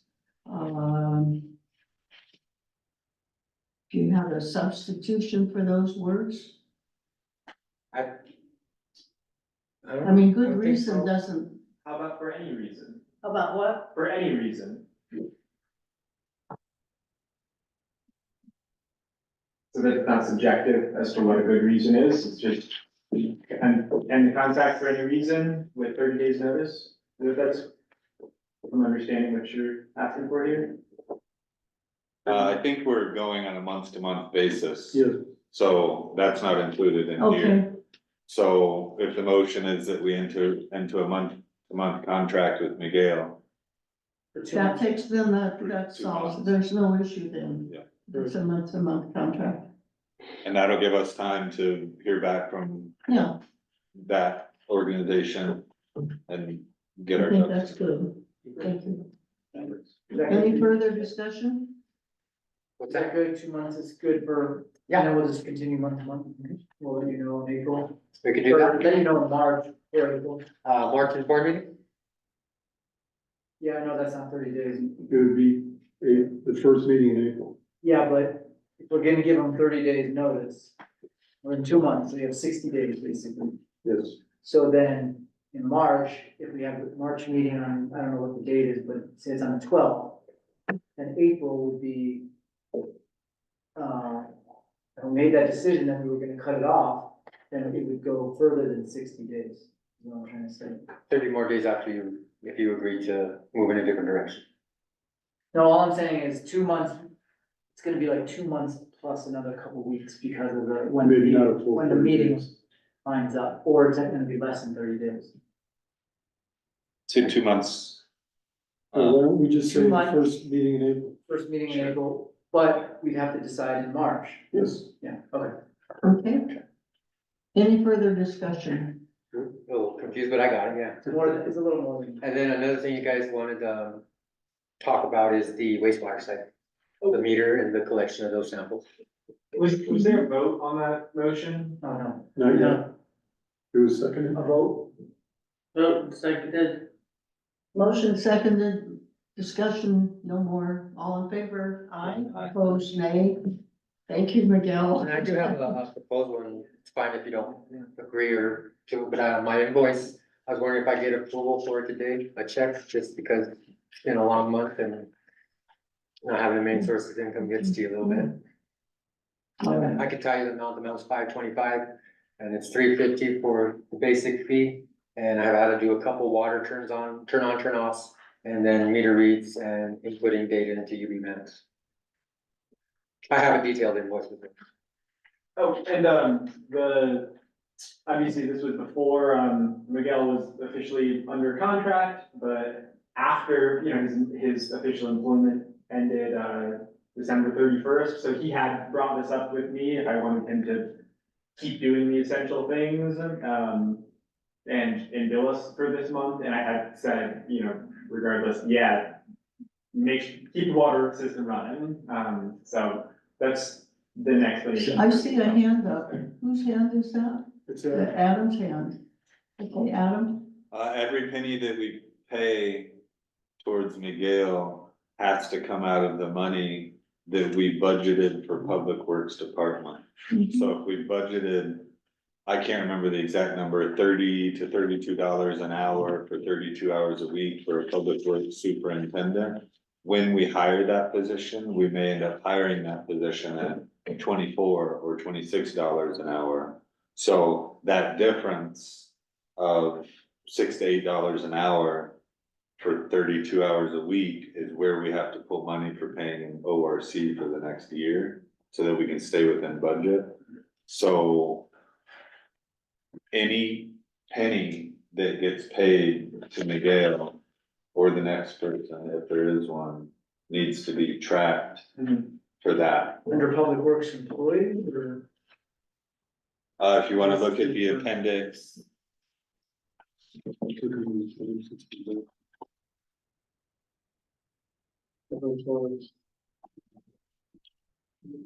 It's a growth one that we, Great. yeah.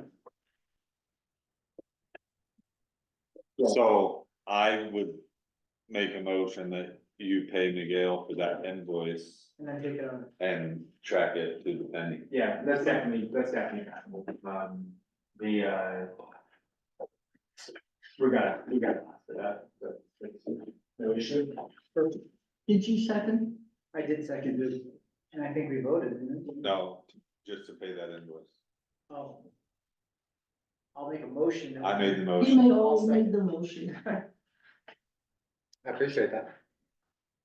Made and seconded. How much was that? Discussion? $525. $525. I can email you the invoice now. Thank you. Kim? We're gonna vote. Vote. Favor? All in favor? Aye. Opposed? Nay? Ayes have it, motion carries. Thank you. We'll be in touch. Thank you. Sorry, you said one more thing about the wastewater. Oh, yeah, the meter that we ordered, the $5,000 meter Yes. to collect the flow. Yeah. Yeah, so The only, thing that needs to be paid on that is when, Electrician. yeah, what's his name? Craig. He already has the box built, he just needs to dig 2 holes, put it in the ground, run the wire, and parts are already all paid for, just his labor will be included on that. And we could start collecting our flow and comparing it to the Bacchus flow and DOT and all that good stuff. That's not something though that would you do that like on the times when you're here and we would just do that? Well, if you wanted me to do it, I could, do it while I collect the back T sample. The only thing is, when you collect a wastewater sample, it has to be composite sample, which means you have to collect that sample every 2 hours until you have 500 milliliters of a sample. That way you just don't collect one sample and they're like, oh, your BOD is crazy. Well, maybe the meat was being cut at the grocery store and all that grease fat, and you collected that. So that's why they do, 4 samples over 2 hour period. So that would be the $25 an hour. It would get a little high there, just having to wait to collect that How many sample. times do you have to do it? Once a month, No, how many times? is it? So, every 2 hours, about 4 times. 3 times if you wanna collect a little bit more milliliters and kinda cut the time, but no But then, less than that. but then like, you would charge us because you could be doing other things in between, right? Correct, So you charge us for the time that you're, correct. It would be about 3 hours. Did they give you any indication when he was gonna do the electrical? He was waiting for the ground not to be frozen, but it seems like he doesn't even wanna freeze. You know, Seems didn't like seem too cold. Pretty warm, yeah, so I get in touch with him and Could you go ahead and please- get that put in, and, I mean, he did spend $5,000 on a meter, it's Right. sitting there, so. And then, what was it that brought that up, I was gonna say? 3 hours to check sample or check, I would say that we should definitely, because he's familiar with it, it's something that when he comes here to do those other samples, that we have him do that. $75 and we could catch something that is, The last, I don't know if Scott was able to show you or not, I did send him the spreadsheet for December's numbers, and you did save another about $1,400 compared to last year's collection, or last year's payment.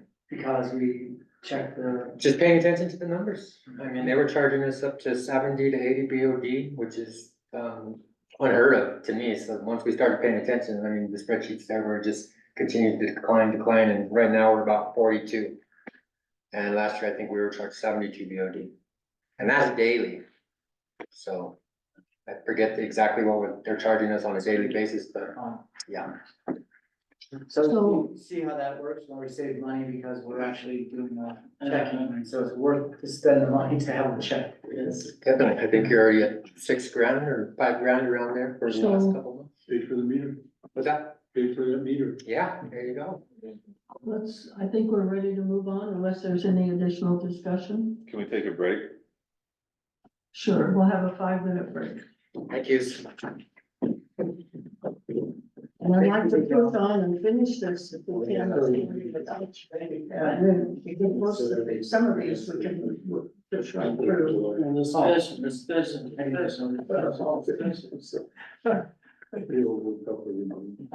We have Could one someone call Warren? take it to the next level, so. Yeah, Warren. Warren's here. He was. Yep. Yeah, he's out earlier. I actually really don't care. Oh, sorry about that. So it's like, Yeah. I'm not waiting now for all of them. Yeah. Yeah.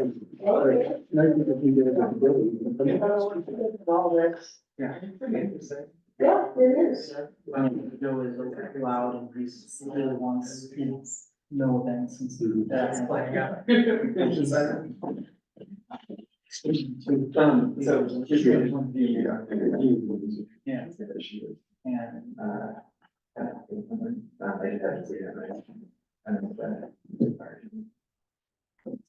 and so now that we're on number 8, I'll go ahead. 11:22. The time is 11:22. We're back in session. We're gonna go ahead and move to directly now to item L, code compliance, comments. Do you want to step up to the microphone and, want to step up to the microphone Yeah.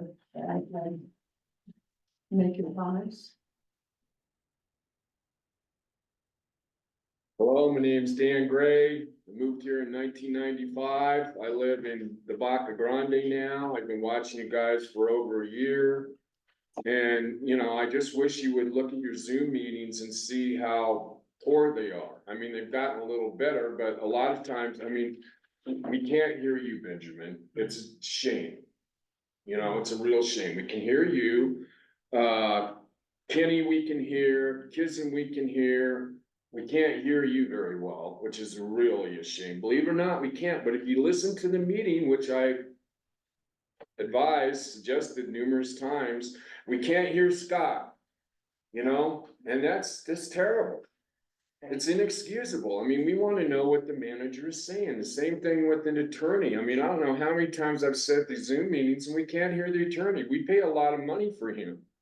And if he has to put his computer down, I know Scott doesn't want, you know, people to have their laptops, use that for the Zoom, but I tell you, those laptops pick up everything. The Baca Grande does their meetings like that, and you can see everybody, you can hear everybody, you didn't have to put out any money.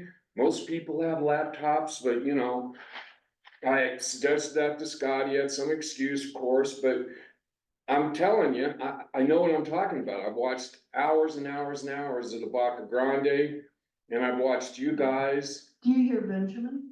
Benjamin's hard to hear. All right, I'll start talking more into the mic. I mean, The speakers, you know, right down here, and it should pick up in the owl. Is that the idea? That That's was the idea. Okay. seems like the speaker should come this way, because a lot of times it sounds like your voice. We hear it like secondhand, like an echo, like Scott is everything's an echo, so Because I actually talk right into the microphone and I don't know why you're not hearing me, but maybe that's. well, why. watch one of the meetings, you'll see exactly what I'm talking about. It's really frustrating, you know? And you can't believe how good the laptop is. I mean, it works like a charm and it's cheap. And, you know, it's just hard to take. And I just wanna say, I'm really disappointed with the sales tax money you've been taking from the Baca Grande, and I'm sorry, I don't what? We haven't been taking it. It gets distributed to us from the state. Well, I know, but you should have found out 4 years ago where it comes from. Sorry, I don't buy the excuse that, oh, this money showed up and we didn't know where it came from, but we just started spending it. I don't buy that excuse. I think you guys it's taxation without representation. And you should be ashamed of yourself and you should pay back every single dime you took from the Baca.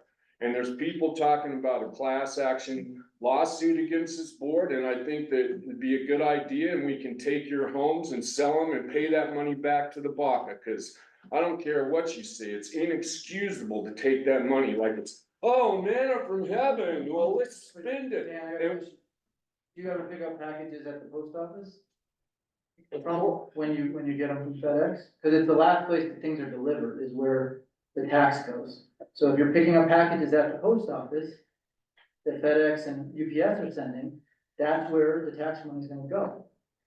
Well, all I know is So- you guys had a huge windfall and you needed to have the due diligence and find out where that money came from, and not doing so is malfeasance, and you can play dumb all you want, but I don't buy it for an instance. And I really think that it's inexcusable. I mean, you're in bed with the Crestone Eagle, and to me, if the media is in bed with the government, Okay. it's all right, Marxism.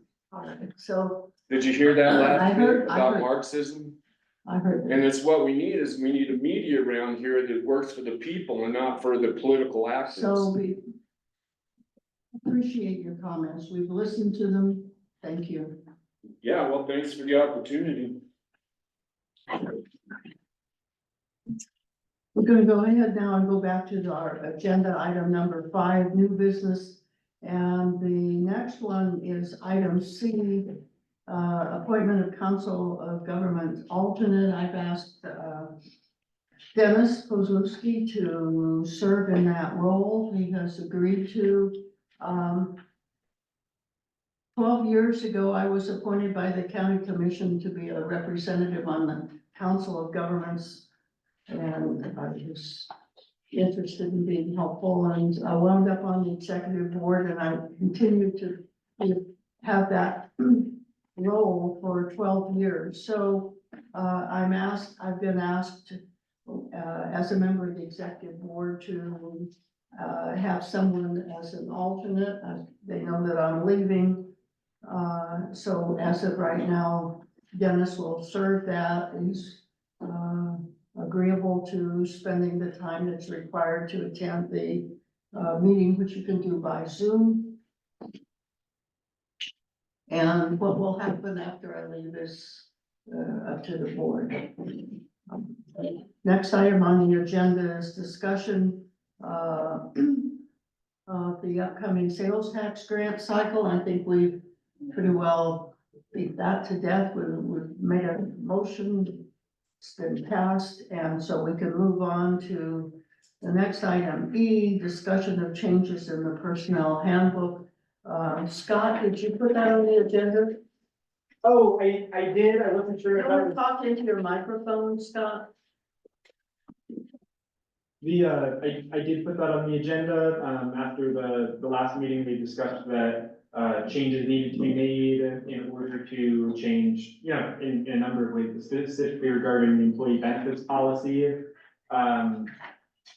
I don't expect you guys to be necessarily ready with those changes at this meeting, unless you are, but I wanted to put it on the agenda to bring it up with you guys so that we can make sure that we have those changes ready for, the next meeting, when they need to be put in place. So I would like to make a comment. Anything that is something that the entire community may well want to weigh in on is not what we should be doing in a special meeting. In a special meeting, I believe that we are mostly concerned with something that has some immediacy that cannot wait until our next regular board meeting. So, changes in the personnel handbook, if you want to put that on the agenda for the regular meeting, I think there's, as you say, there's nothing that immediate about it right now. They can't wait until we have a regular meeting and have whatever, if you want to make some specific suggestions or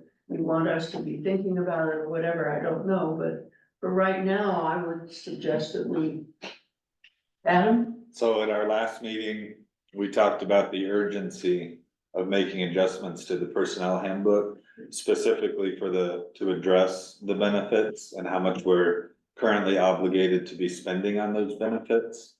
So the finance committee volunteered to look at that. And then we haven't gotten to have one of the meetings we want because one of our members has been really busy. So we've been talking and throwing out some ideas.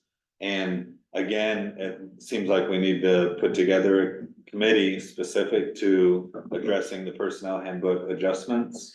And that's gonna be everything from organizational flow or organizational chart. And so,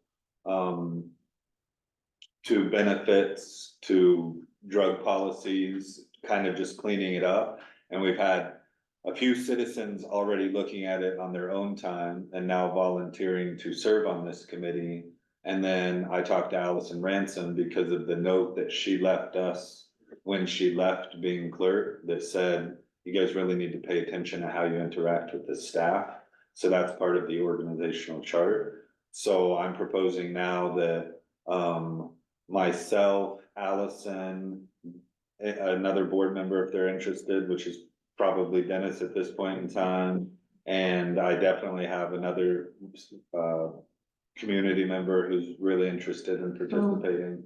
So I have a couple of comments just out of hand, and that first one is, have you talked to Allison about doing that? Yes. Good. I think she should be a part of anything because she knows more than probably all of us put together because of all the training she's had. And my second question is, do we want to have one person being on all of our committees or do we want to have a more representative distribution of trustee input rather than, so I know that there may be some financial things, but I'm just asking what the board thinks about that.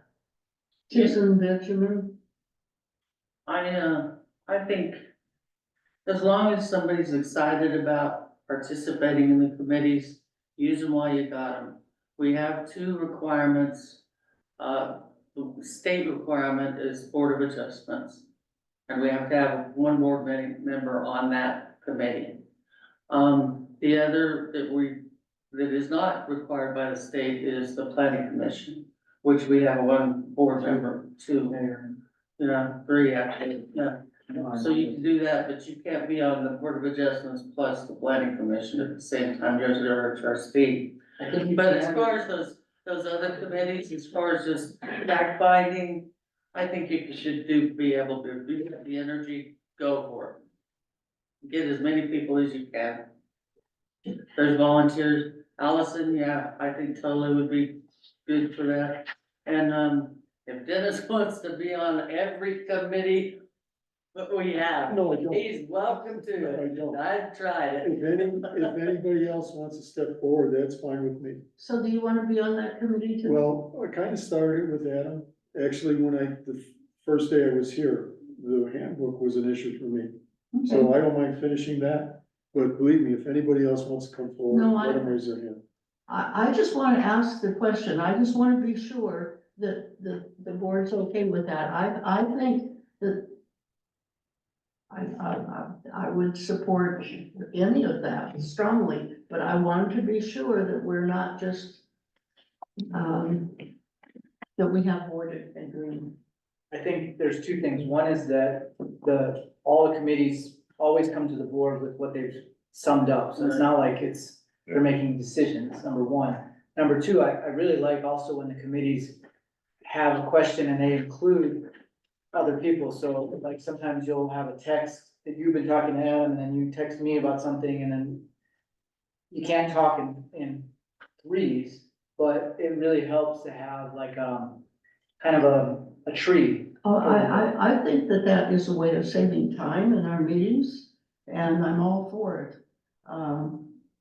Except I feel that the noise ordinance thing involves, it's a broader issue, and should be an exception. Scott, the handbook, is that in the computer? If we needed to make changes, we could do that? We don't have to get it reprinted? It is in the computer, I may not have it in Word document format, I think it may be in PDF format, let me look real quick. I should have a Word document with it. And I'd like to invite Ariel to participate in that specific conversation. Right here? Yeah, I've got a Word document. I think that's So an we can't- excellent idea. Yeah, I'll send out a Word document format of that to everyone right now, so that you guys can make edits,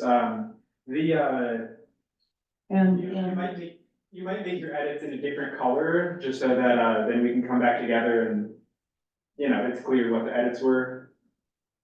and Allison has agreed to work with Ariel some, in an expeditious manner as possible over the phone, coming in and spending some time.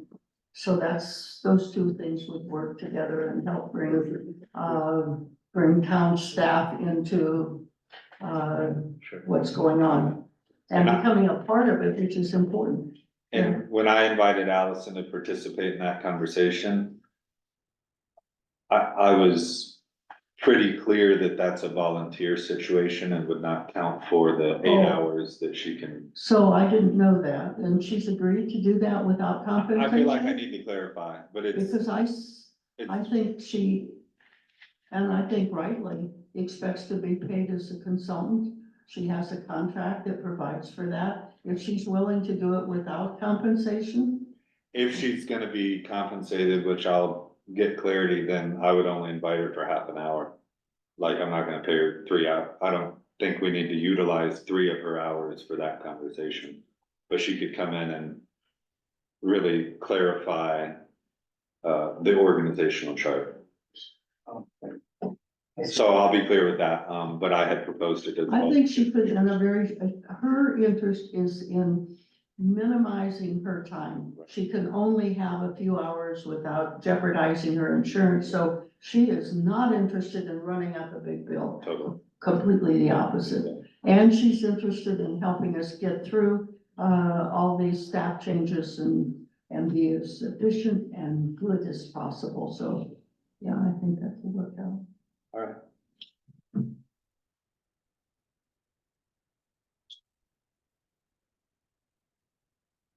Well, on that topic, You it's. wanna talk into the microphone? I sure do. On that topic, it's a little bit out of order of the agenda, but I also had on your, discussion of 2024 staffing and transition. And it seems like, it might be a good time to bring that up. So I've been, doing my best to get, Ariel and Kim up to speed as best I can. With that said, I feel like we've done a lot of things just once, and there's some things that just haven't, I've told Ariel how to do them, but they haven't come up for us to actually do them yet. I would be open to coming in like one day a week, through the month of February in order to make sure that, you know, things that throughout the day, and Allison is planning on doing that as well for like 2 hours a week. And Allison, I think, is the perfect person to train Ariel on, like clerk process type things, which is more the philosophy behind how we do everything. But then if I were to come in once a week, I think there are things like, you know, building permits or that sort of thing where it'll come up throughout the week, and then I could come in on like Thursday or something and help Ariel, you know, go through all of those things to make sure that she's not left high and dry here. So anyway, you don't have to decide right now necessarily, but I did, after working with them for a while and just knowing where we're at with everything, I feel like that would be helpful, and that's something that I'm open to. So what do you see? So it's, We're already paying that. as far as I can tell, whatever we pay Allison and or Scott in that possibility would again come out of what we budgeted for clerk. And then I think that could be really valuable. I have a question in regards to clerk. Yeah. There are definitely a couple of things that we absolutely need the clerk for, which will be election and building permit. Which I know Living Wisdom will be bringing in a building permit, and by our code, that's up to the clerk to do. But one question I have specific is during a meeting, do we have a requirement for the clerk to be there for the entire meeting? So I'd like to, while you're, go ahead and answer that, then I have some comments. I don't think there's a requirement for the clerk to be there for the entire meeting. However, we'll have to look at it. We may want to, change Ariel's title to deputy clerk at a minimum.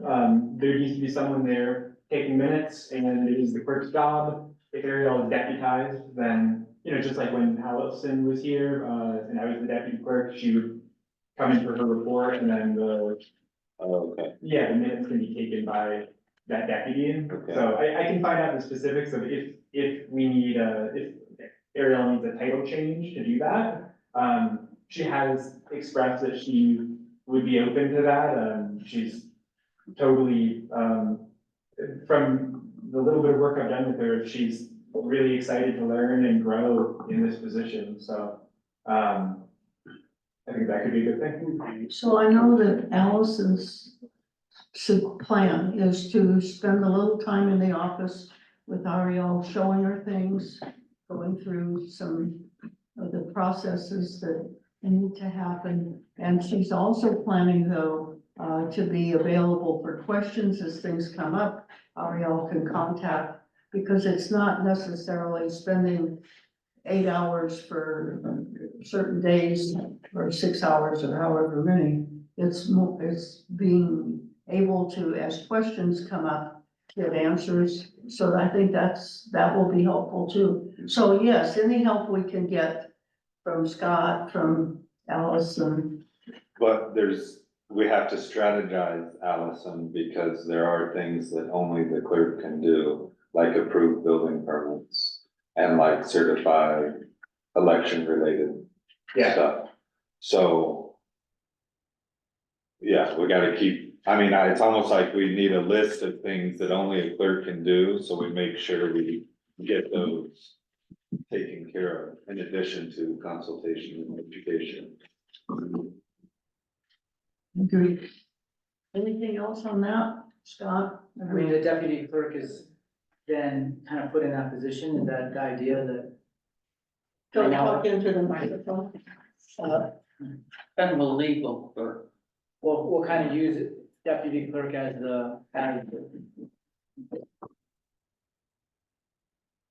we'll use deputy clerk as the, overall, umbrella as clerk, is that what you're kind of trying to say? We can do that? There are certain things that only the clerk can do, It's required. election in particular. And building permit. And building permits, although that's one that I'll have to check on a little bit, because. I just read it, but we could talk about it. Well, So Doesn't then, it, doesn't it say or their designee? I'll check. so then does that mean that you would stay clerk? However, you would just be coming in once a week?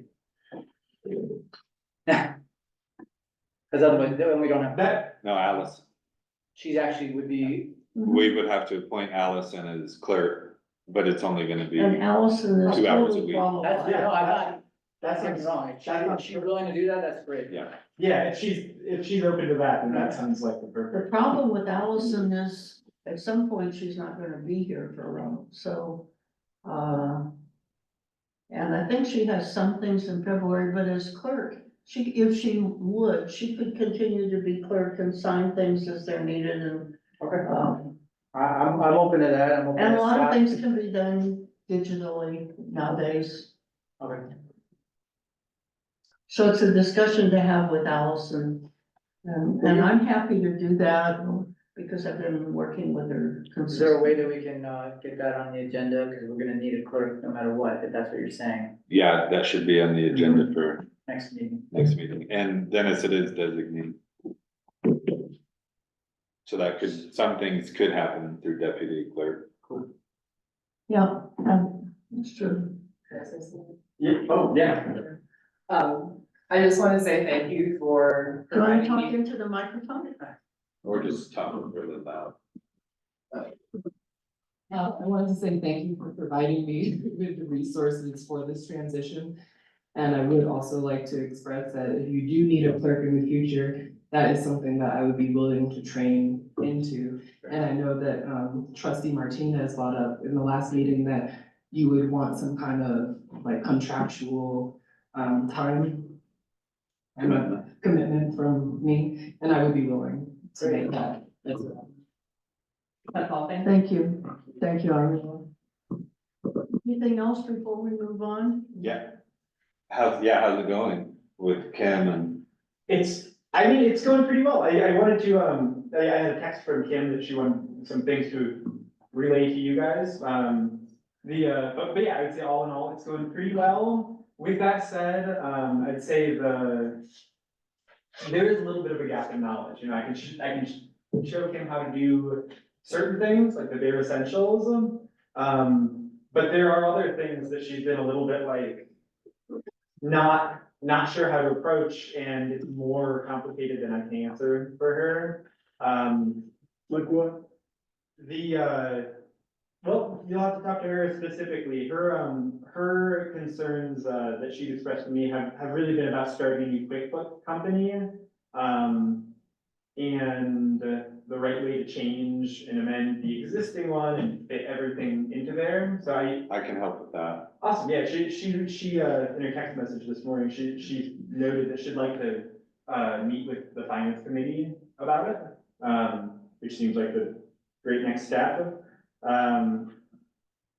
But and she said that those most interested ideally, sorry, I think we have a typo here. She's specifically interested in, talking to people that have some familiarity around, bookkeeping and specifically the bookkeeping of the town, because it is a little daunting to learn. We have a whole bunch of, we have one less now, but even still, we have four different bank accounts, 4 different QuickBooks, companies for those, and they're all handled a little bit differently in a way that is new to her. She is new to governmental accounting. So, yeah, at a minimum, I know that she would like to meet with the finance committee about how to approach that. She has also, said to me that, I know that you guys do not want to get Lisa back in here. But she has expressed to me that she feels like it would be really helpful to talk through some of this stuff with the person that set it up originally, or with the last person that was dealing with it. So, and that was one of the things that she Yeah, wanted to you talk have about your with hand? you guys. I'm sorry. I got a question. Didn't Elaine say something Do you about, wanna talk into the microphone, Dennis? didn't Elaine say something about being willing to do that with QuickBooks? Or did I remember that incorrectly? Yes, she did, and I think that's specifically what she's referencing, what Kim is referencing when she says that she'd like to meet with the finance committee, particularly those with insight into the bookkeeping. I had mentioned, Elaine to her about that. But Elaine won't be able to clarify what Lisa did. Okay. Anything else? Could we talk about the,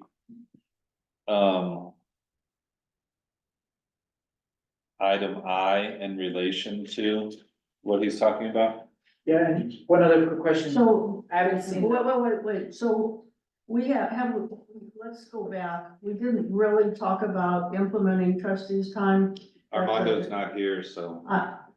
I know, I just want to officially go through and say, let's, defer that until the regular meeting. We discussed the staffing, but we have ignored H here I just want to stay. Okay, so if we're gonna talk about G, we're just talking about staffing and transition. Mhm. Okay, let's go Can I just back. ask, are the bills for, water and sanitation and water going out soon? Yes, yeah. Okay, because usually they're out earlier than now. They're usually out earlier, and that's one of the little, actually, I'm really glad that you brought that up. That was something I had meant to talk to you guys about. That's kind of a staffing issue. In the past, Miguel did the meter readings, and then Emily entered and billed those. Miguel did get to the meter readings, this month, but pretty late because he's not actively working for the town. So yeah, those are gonna go out as soon as Kim can come in and I can show her how to do that. The next month. Yeah, but with that said, that is a gap that has been left that's important, is, somebody needs to do, meter reads at a minimum.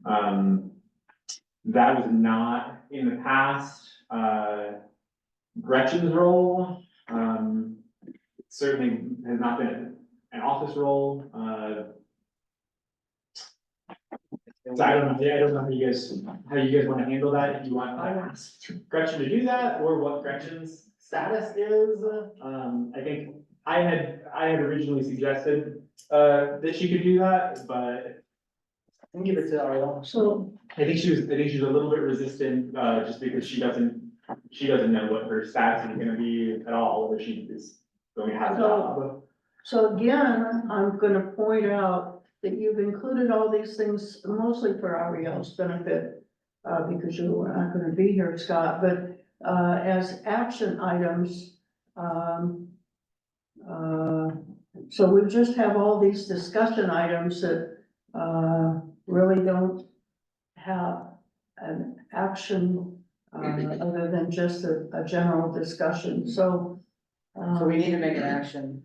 Yes, so rather than just to generally have a discussion which can go on, but it doesn't lead anywhere. And generally, politics involves a decision to defer, to pass, to rebut, whatever. But it's not just to sit and discuss. Now, we have a different situation now because of your leaving and Ariel's training. But in general, that's, I think, not what we have done. Benjamin? What? This mic's not working. One thing was that, we did have a talk with Mateo about taking on new projects. We were gonna ask for action on that. But that was up with It is. this contract discussion, which It was is, an and that's action on L. item, resulted in an action. That's No, fine. this is Mateo, Yeah. the code compliance Oh, officer. Mateo, I keep mixing up Mateo, Miguel. I forget his name. So my point is that we have this discussion, 2024 transition, I'd be willing to ask Mateo if he would be willing to do at least for the next few months until we get somebody in there to do the meter readings. So do we wanna wait until that item comes up? Well, that's also, the thing is, we have discussion of 2024 staffing and transition, and this is all based on transition. Because right Okay. now, we're transitioning into something brand new that we really have never experienced before, where have jobs that need to be done, but they're not getting done because there's nobody to do them. So I don't know exactly if we should we could wait for that item and then make one decision on Well, everything. that's why it's there, because we were asked to, we But it is- agreed to do that. But in this discussion, we need to figure out what they are that we have to figure out. So that was why I brought up this billing thing, because I haven't seen a bill. And we usually pay $300 and something a month for our stuff, and I don't mind paying it. This is I just a want- freewheeling discussion. It's which not is- freewheeling because these are the actual really important items. If we don't get our bills out, then we won't get paid, and then our budget's all starts getting screwed up. So it's really important that for next month, we have somebody to do that billing. So that's a big item. Is there other things like that? that are falling in the That's the cracks? big one. Yeah, that's the. And we have that as a special item. No, we don't. That was part of I the thought that discussion. was part of L. No, we didn't know about that. Okay. I sent you guys a letter asking for the February meeting to put on the agenda to talk about public works. Staffing, title and hours. And rather than calling it a discussion, let's put public works staffing hours, so we're actually going to make a decision to Sure. do whatever we do, but at least we're more oriented towards action than simply discussing. But in my opinion, I agree, in my opinion, we need to define what Gretchen's current position is. And then we need to hire a public works superintendent, which we advertised for, and then the public works superintendent should be reading the meters. Well, clearly, but those are action items rather than just discussion. I just wouldn't put discussion. I would One thing that put, usually we don't put discussion. We put what the action is. We generally have a section called action. Yeah, so item. that's on the agenda for February action items. Fine. But in the meantime, we need something temporarily and we were talking about the fact that maybe supervisor of public works is not the best title for the job. Especially because, So this is part of discussion of staffing and Right now. transition, yeah. yeah, so the reason is because you hire somebody as a supervisor, they don't have any experience with our systems or anything like that. It's almost better to have somebody as public works and then eventually make them a supervisor over time, as opposed to right off the bat, hiring a supervisor.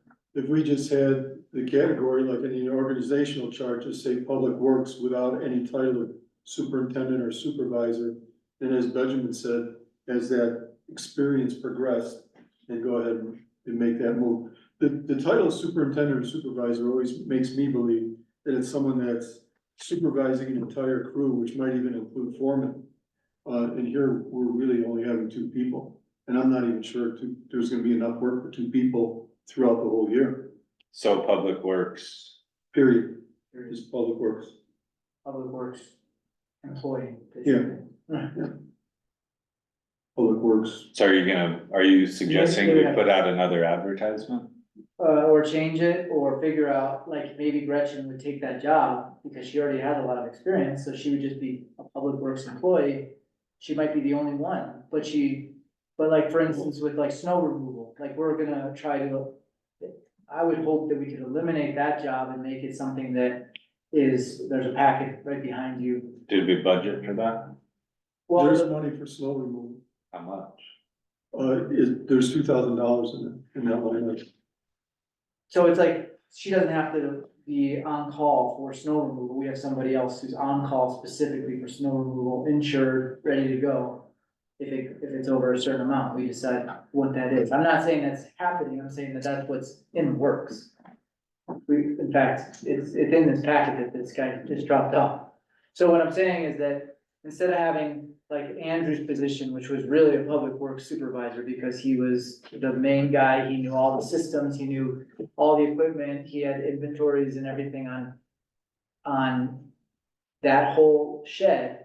We have somebody who is responsible, but not at that level. They're basically doing the parks, and they're doing all the things that we would want a public works person to do, but they're just not a supervisor looking over somebody else. I don't know, supervisor to me seems like she doesn't want that job, but she wants to be public works. But we're not creating that job to cater to Gretchen. I'm We're not saying creating that that, job to meet our needs.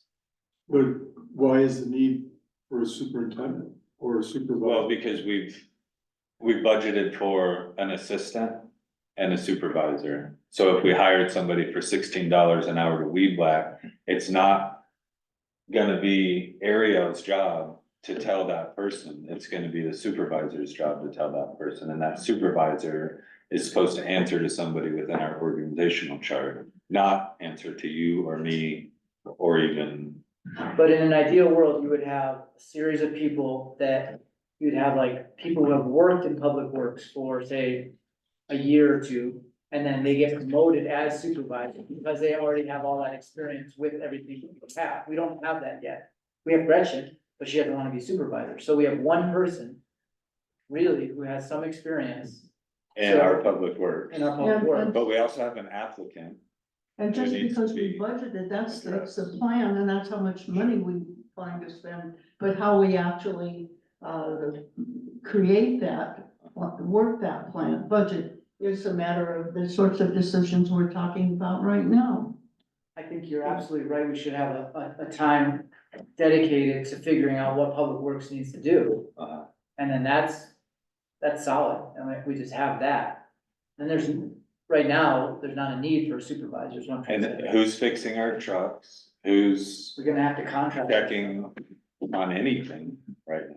Well, we don't have to contract for someone if we get somebody who has the skill set to fix the trucks.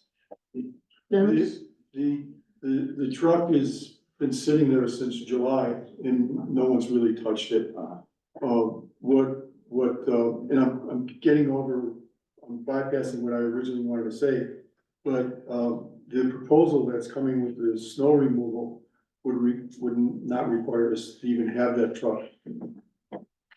It's not working. If the cost of fixing that truck exceeds what the value of it might be, we might be better off getting rid of that truck, junking it or whatever, and putting that money somewhere in the budget.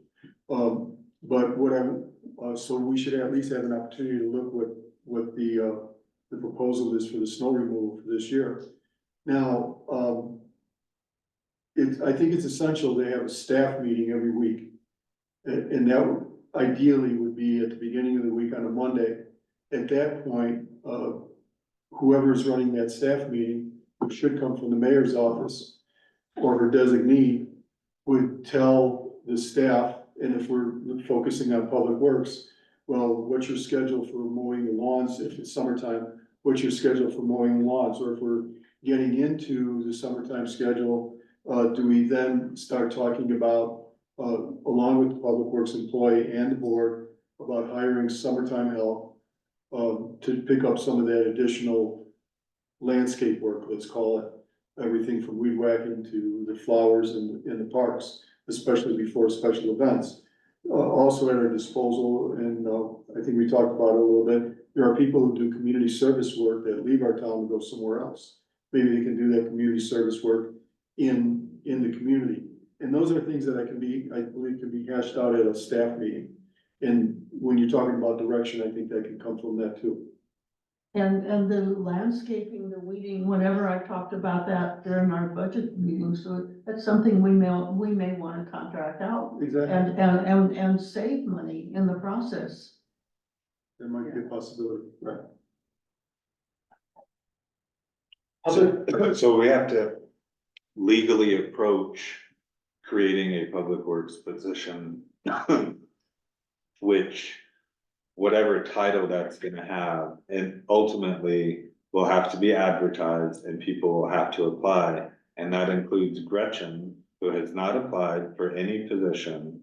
And who's receiving very little direction on how she's spending her hours, how many hours she has, how much money she can spend at the store. Any oversight and any direction, and,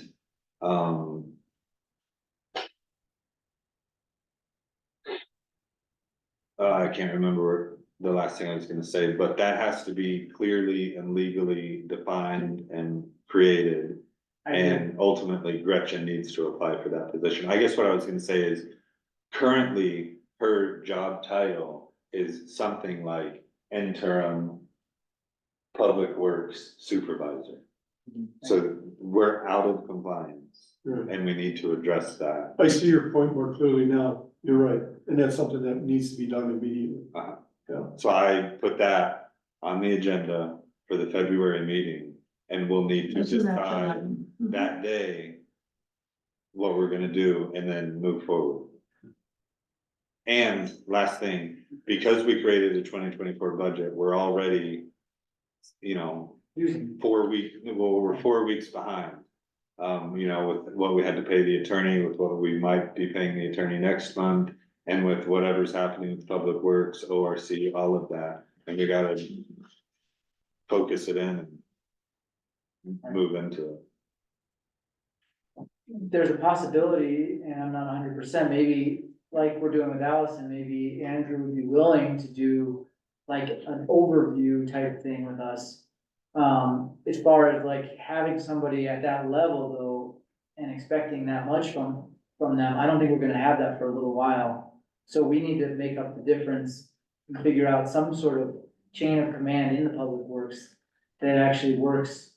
Maybe it's somebody like Dennis who actually does these little staff meetings and had an idea from Drew, what needs to be done every month of the year. But I mean, I just feel like, you know, when we had Leslie, she just kind of like upped everybody's pay and everybody was expected to do more and it was great. It was great for 6 months.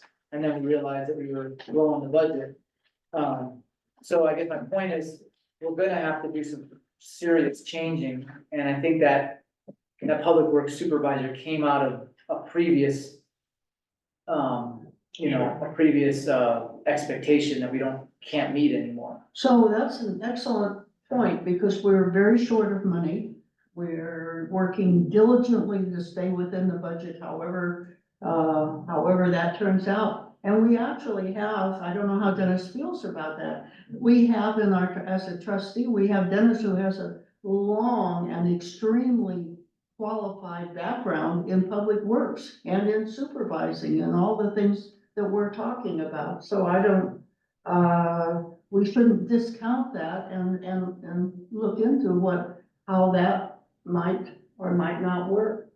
And we also certainly have Andrew in the background and might be willing to work on a very modest salary because he knows so much. So we have options to consider without spending perhaps a great deal of money that we don't have in the first place. How much is Gretchen making an hour right now?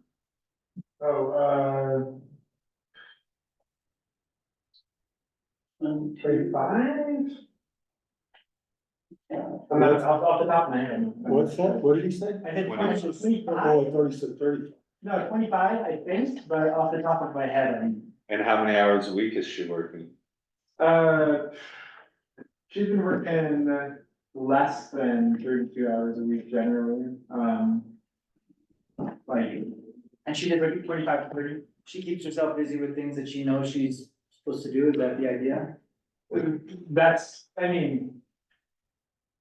I don't know if that's the idea, but I think that that's the reality. I mean, I don't think yeah, I think that's all questionable. We need to redefine that job big time. Dennis? I'm gonna hope that this might be the right time to bring this up, because you mentioned the spending that's going on continually. What I have here on my right is our purchase orders. And I don't think anything, including Miguel, who might be the first purchase order written, but over the counter, especially purchases at the hardware store and wherever else, nothing should be done without a purchase order. We talked about this several times in our finance committee meetings. Yeah. You know procurement, you've probably done it yourself. And, the only difficulty here is number one, making people remember to use it. And this also needs a signature of someone approving the purchase. Now, Ariel could, be that person that signs the purchase order, but I would not want to put her in a position to be the one responsible. In other words, she could sign it, this was approved by the mayor, or this was approved by the finance committee. So the onus wouldn't be put solely on her. And I think that will also help with, identifying who's buying what and what line item accounting needs to put it under, and control the expenses a little bit better. Benjamin? It might also be able to be used as like a list, if you don't need stuff right away, you can start listing it out, kind of like, I have my employees do it all the time, they write a list of stuff, and then I don't have to, every purchase order, I buy one thing, I'm buying 10 things at once, and then it all comes in and they get what they need. So it just seems like if used as, you probably already have lists of stuff that needs to be bought. So I mean, just write it in there and then we just approve it. And it has to fit into a budget that was In a created for each. particular line, right? And everybody has access to the budget, so we can start. I mean, we need to have a spreadsheet, what is it, QuickBooks that actually tracks every purchase, but. So I think we've maybe gone as far as we can go and put it on the agendas and action item. Go ahead, Scott. Oh, my question was just, it sounded like you guys had worked out, a new set of expectations for this public works role, is that right? Not necessarily, there was just, we broke off a couple of things like snow removal. And then now we're thinking about breaking off the, meter reading. And there are other things could be broken off as well. I was thinking like landscaping, I mean, Kyrene's been bringing this up for 6 months, that some landscaping could be done on a separate,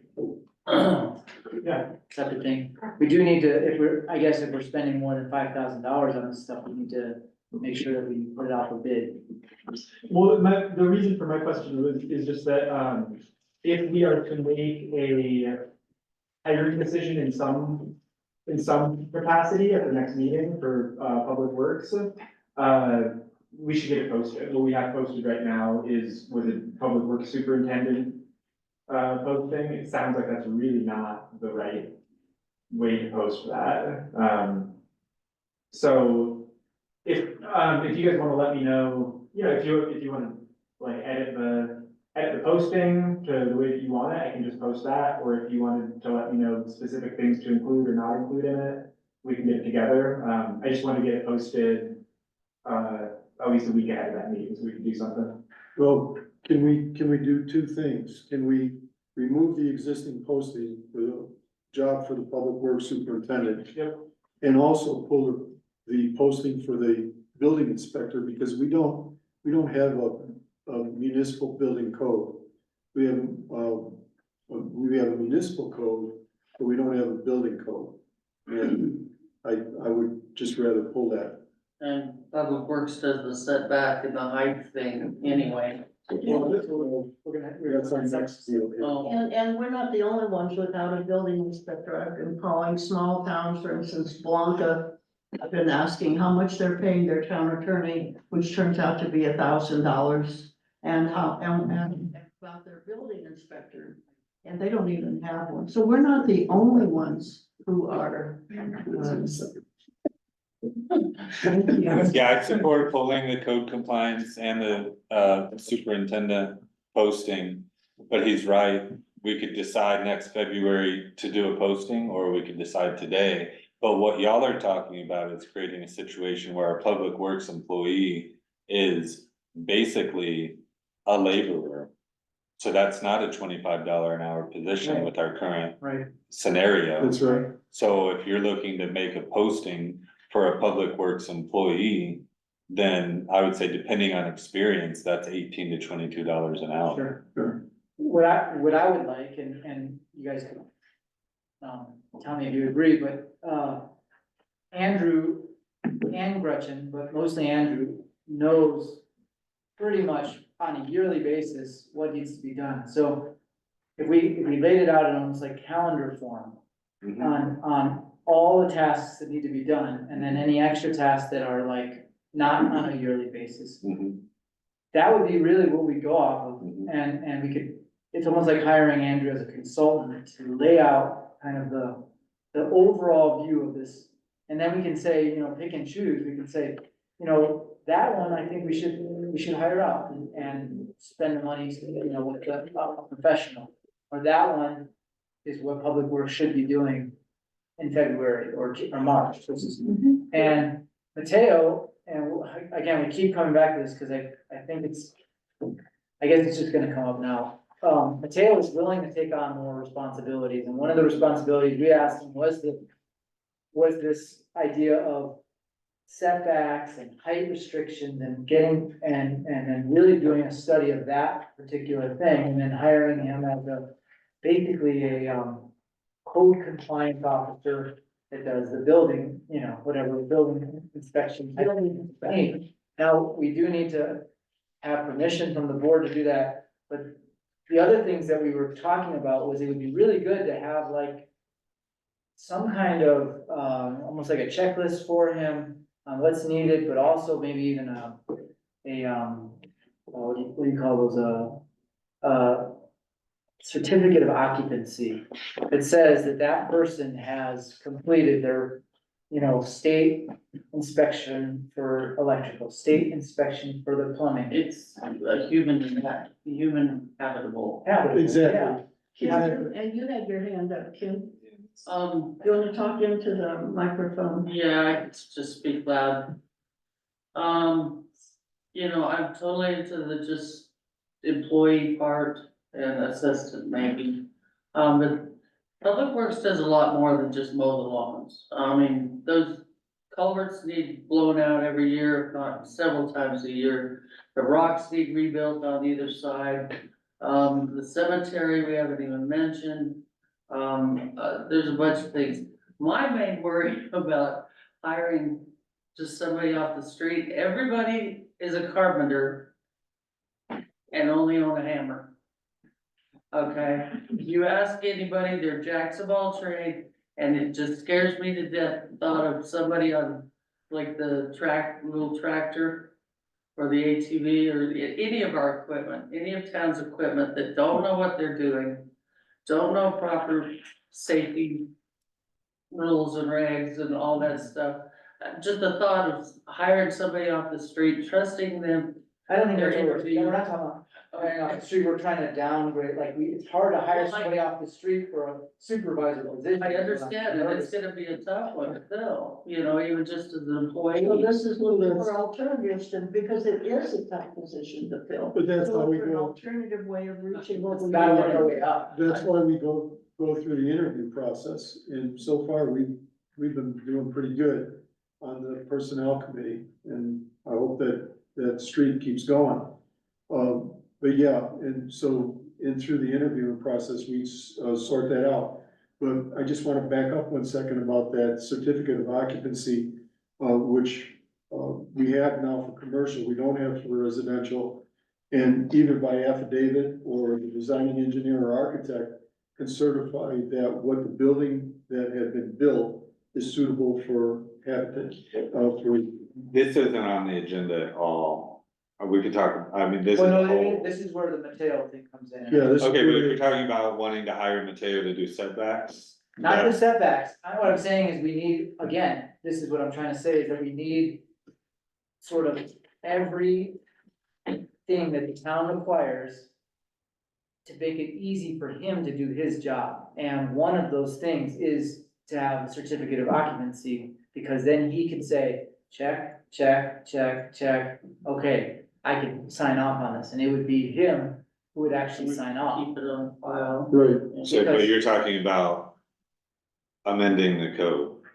no, it's in the code, what's not in the code is residential, it's already in the code for commercial as far as the certificate of occupancy. And as far as the site plan review, that is, and that's really what we're talking about here. Site plan review for a vacant piece of property, is different from the site plan review that has an existing structure on it and a accessory dwelling unit wants to be added, or a garage, or some other type of structure. So it gets more complicated the deeper you go into it. And as far as, the office is concerned, it could really bog down what the existing office staff is doing now. Now, I think it'll be a year ago this coming March, myself, Kim, Andy Pace, and Lily Zolar had redone the Board of Adjustments, application, kind of knocked the dust off it and resurrected some other things. And it was actually done quite simply. We had one meeting and then several over, through the email. And it's, so what I'm getting at is if you look at our existing code, pretty much with Mateo, it's, as the code compliance officer, all that stuff is already in their form. We just need to designate him as the person to do it. I have a question. I'm not suggesting anything. I'm only asking, how can we legally, or on what basis would we legally, create a certificate of occupancy with no, zoning, with no zoning requirements? How We would do have that? zoning requirements. Yeah, we do have zoning requirements. That's the thing, we have zoning requirements, but we don't have a building. Okay, so I feel like you guys are talking about amending the code to include COs for residential properties. Because right now, It would probably just be an ordinance. Okay, so let's put that on the agenda for next month, Okay, but cause that's a forget, whole, okay, that's a whole nother Other thing, thing. so let's just leave that, but we need something to lead up to that point. right, so you need to hire somebody to look at setbacks in order Setbacks, to issue building. permits. heights, Sure. Yes, there's. and that's all, that's Yeah, all. and that is- It's not that's all, they have to follow the state electrical, so they have to have some kind of thing from the state saying they got. Historically, we've always had them require the applicant to get in touch with and deal with That's the not the problem. electrical, The state problem is- electrical code, the state There. plumbing code, and our plumbing and our building inspector by our code only looks at setbacks and. There's more to it though. There's the zoning district that whatever is being built right, and belongs in that.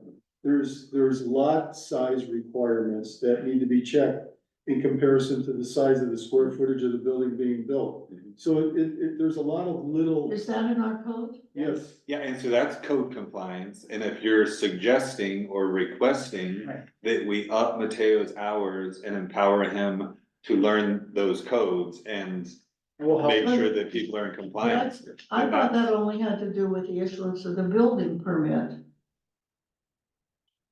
There's follow-up. And the follow-up yes, was, but the building permit can't be issued until everything that we just spoke about, and what's in the code, is found to be consistent with the code. In other words, the material that they're submitting is consistent with the code, and it's shown on their paperwork, and then the permit can so be. is that Example. something that the code, we would put into the code and the planning commission would be looking at? No, not, I'm talking about something that has already been subdivided piece of property, existing piece of property, and someone wants to build something on it. Mhm. No, there's no involvement in the plan commission at all. I would say the one example of that, or there's a bunch of examples. in Be my shop, My shop. Your shop was a good example, but even like Roy Gould had a house that ended up being put into the street, and had we had somebody just looking over that, it wouldn't have happened, it wouldn't have had to fall into non-conditional, non-conforming use. And now it's kind of a problem, right? We could have caught Yeah. with somebody who knows. the And code. with my shop, if you had been paying somebody to look at the allowed uses. Right, Then like we had Right. Andrew come up and say, oh, you're within setbacks, but he wasn't looking at allowed uses. right. So I understand you're Yes. requesting that we up our code compliance. So what did we budget for code compliance? And I would suggest that we would have our 500. town attorney, whoever that may be, review any change of this sort. This is, That's Right, ordinance. Well, there's no ordinance saying, it's currently our code compliance officer's job to make sure people are complying by the code. So if we're just asking to pay Mateo to do that, Right. then, Well, okay, Yeah, and Yeah. what we need to do is we need to help him along with that in the beginning, so that he knows what he's checking for. right? And we can compare it to the already existing code, there's nothing that really needs to be switched. And did we The only budget thing for a might be- building inspector? Sorry, Did we budget for a building inspector?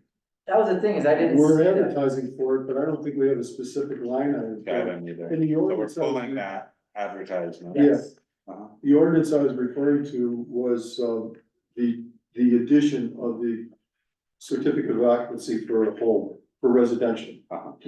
not just commercial. Right, I don't think we need. to- and all it does is say that they complied with the, okay, but I still feel like that's a different agenda. it is, you're absolutely right, and I think it's something that we need to actually focus on. Yes, I do think that there's going to be a time when we might wanna have like a subcontractor for building inspector for, say, like the Living Wisdom project, which might be a bigger thing than our code enforcement might.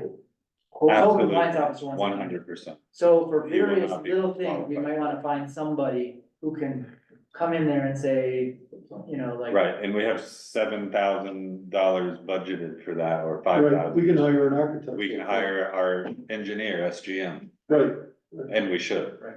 It should not be on anybody that works for the town. They don't have the. There's skill some set. small stuff that maybe he could do, we would need to reduce that little small stuff to writing yes. and yes. Okay. Because right now it's not clear what we're talking, it's not clear that we're clear with exactly what we're talking about. I'm pretty good. I'm pretty good. I don't think you need a motion or anything. I think No. we're talking about directing our staff to incorporate that into Mateo's Yeah.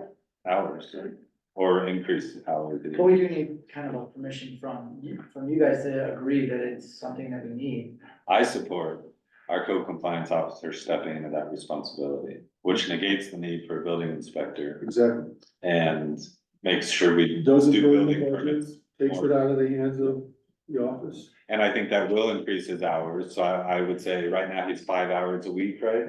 I would say up to 8 hours a week. Yeah, and the thing about that is that, again, it's like very sporadic, so he might need Totally. X amount of time. Well, I think we need to be careful about that, because if and when Living Wisdom Village ever comes online, there would be a spike, Sure. a short term, but it's a definite spike in that number of hours. would Right, be- and that's why we budgeted for But that's living wisdom. And that's where Adam's idea comes in about using the engineer. And that position would fit very well with the Living Wisdom Center. But it would be nice if Mateo says, you know, this is the edge of my Right, limit, and this is where I need help. Right. Communication. So, just for clarity, results of this, on the, February, regular board meeting, we're adding an action item, amending the code to require certificates of occupancy for residential zones. And I would say based on only the requirements that are already existing, not any new requirements. Yeah. That way it's just like a final, like you did everything you said you were gonna do. Cause he might go out there 2 times, 3 times, just to, you know, make sure that they're building within their Yeah. setbacks. Check corners. setback. And the other thing that hasn't even been enforced that I think, I know we put on there was that the minimum is an ILC, which is the improvement lot certificate. And that when they turn in their application, they need to turn in. Yeah, the planning commission's Yeah. been wanting that for a long time. And so that's another check. He could go out there and be like, oh, this is beautiful, it lines up. That, No crayon drawing either, it's gotta be. no, real, a proven lot certificate actually comes from a surveyor. Exactly, they do. And it's true that for residential, we just don't do anything, you know, they draw a little sketch and what they do is what they do and that's it. That's what was. That's okay. Not good. Yeah, that's one of the things we fix with cobwebs. DOA. Yeah, that was, So Okay, we'll put the, that on the agenda. so to amend the code in order to include that, that is going to require an ordinance. We're not doing that right now. And we're not doing that, we're not working on that right now, Yeah. we're just gonna talk about it at the next meeting. Perfect, that was my question, do we need to hustle on this ordinance? And concerning the transition, he was asking us, are we gonna advertise for a public works employee? Is that what y'all are suggesting? I don't see we need one right now. I think what we need is some, staff meeting to help the existing public works employee to supervise her.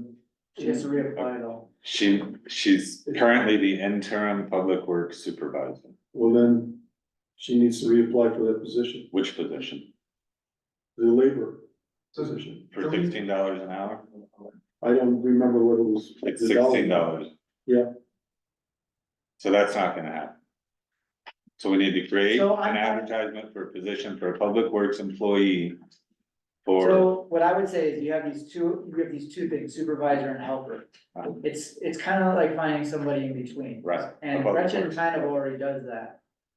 I would like a little more direction. Okay, That's why- but Gretchen needs to apply for a position. She does, but if you take supervisor and helper Right. together, That's what I'm suggesting. So we advertise for a public works employee, depending on experience, $18 to $22 an hour. Sounds good. And I don't know what Gretchen was making before she became the interim administrator, but it wasn't what she's making, or the interim supervisor, but it was less. So 18 to 22 bucks an hour. And if her experience or whoever's experience is worthy of 22 bucks an hour, and then they work for a year as that position, they can. and I would really love like a 2-hour consulting with Andrew. In the next 2 months. I want that calendar. Yeah, calendar, something and, you know, really lay out kind of an overall, and maybe he has to think about it a little bit too. when the citizen inspections are, when the. Yeah, Say it again. when the citizen inspections are, which ones they're gonna hit you on? Yeah, Yeah, when the. Public Works calendar, so maybe that's what can you ask Andrew, or I don't know who would do it, but just direct, we're looking for a couple hour consulting on Public Works, yearly, That's a great idea. a yearly Maintenance maintenance schedule. schedule. Yeah. Yearly Same schedule. thing with the winter check. Dennis? And, would you be available, along, and I would ask Elaine as well, to do the first staff meeting so we can get questions from Kim, to Elaine, and Elaine back to Kim? And I would be available. I also have an alternative suggestion. what's that? Well, it's my agenda item, which is about transition and staffing, but it's a different agenda item. Well, before we move on to that, I just want to, touch on a couple things so that I'm clear. We're advertising a public works employee at 18 to 22 dollars per hour, everyone agree on that? Yeah. For up to 32 hours a week. And you could say that they're gonna follow our Public Works calendar of, you know, like, Sure. and based on experience, just, Yeah, Okay, cool. And as far as asking Andrew for a public works, yearly schedule, there was mention of a couple hours of consulting for that.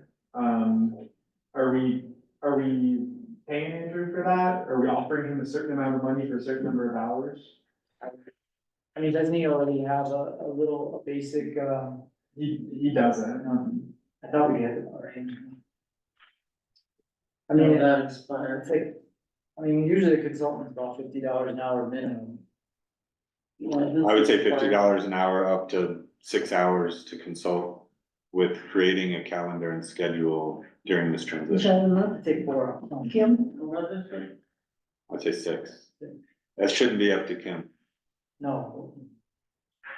She might relay it. I'm just writing calendar. Mhm. Mhm. She shouldn't say it, that's. I Why didn't. don't we ask him what he would do? Yeah. Well, we're negotiating with Allison for up to 8 hours a month at, I do not know what rate. To consult during a transition and act as interim clerk. We're negotiating with Scott to provide a day a week. So I'm saying that during this time of transition, I think we could say, I think we could say 10 hours, because there's the calendar, there's gonna be other stuff, but whatever. If we hire somebody, then definitely we could use Andrew to help us show things. I mean, there's files there that nobody knows what's inside them. She doesn't know where the water lines are. I mean, there's gonna be stuff. Mayor, didn't Allison say she was charging $35 an hour? Or did I imagine that? I don't know. Oh, I okay. don't recall. My mistake. Well, I think it would be a great idea to have all 3 of those consultation transitions similar. Okay. So a similar wage and even a similar number of them. It doesn't mean we have to use 8 or 10 hours. And that would fall in the budget under supervisor anyways. It would come out of that. Out of the money, the lump sum. So 10 hours per month. is what you're saying. That's something. I was under the impression that this was a one-time consultant. That's what I thought too. Yeah, Okay. So, it is. so it shouldn't be 10 hours a month, right? No, I think you just did Allison. I would have said up to 8 hours. Up to how many hours total? I think 8 hours. 8 hours, but I kinda wanna be there or at least for some of it. Mhm. And I also wanna save some when we hire somebody. So it's like, Total. maybe in the beginning, it would be 2 to 4 hours of this really nice, we basically create like a report. Mhm. And then 2 to 4 hours of working with this new employee Mhm. to go through the report and then show them how it correlates to the actuality of it. We could always add too, if we feel like we need to. All right. And we don't even know. And after, yeah, Drew might not even be interested though. I don't think she should ask. Okay. I think No, our staff should ask. Okay. I thought telling to start a calendar or something. No, Friday that- for- Yeah, let it Yeah, come keep through it the safe. staff. Yeah, that's fine. And, Okay, I won't even mention it. and we're doing 50 an hour? Whatever we're paying Allison, which I think is 35. not agreed on yet. I thought it was 35. Let's offer 35. Okay.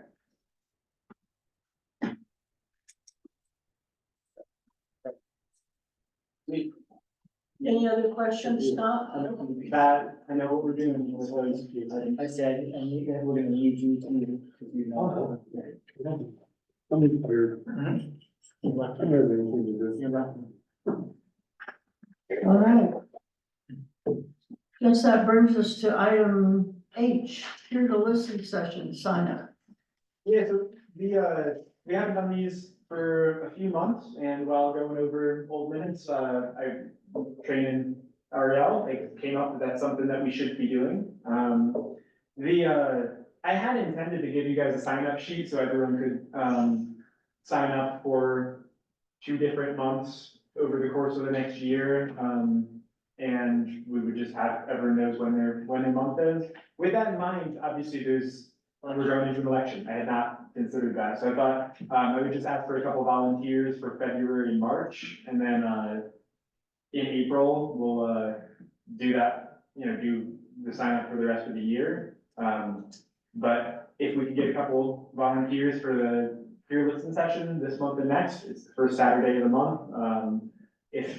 I think Dennis is the only person that is, new to the board that's here right now. Oh, Yeah, that's here right now. All you do for the here to listen session is, go down on the first Saturday of the month and you're there to listen. People come in, it's a casual setting, talk about. I ain't been there since before. Oh, I'll be out of town in February, but I can do March. okay. When's the first Saturday in February? This Saturday is, that's this upcoming Saturday, the third. I'll be out of town.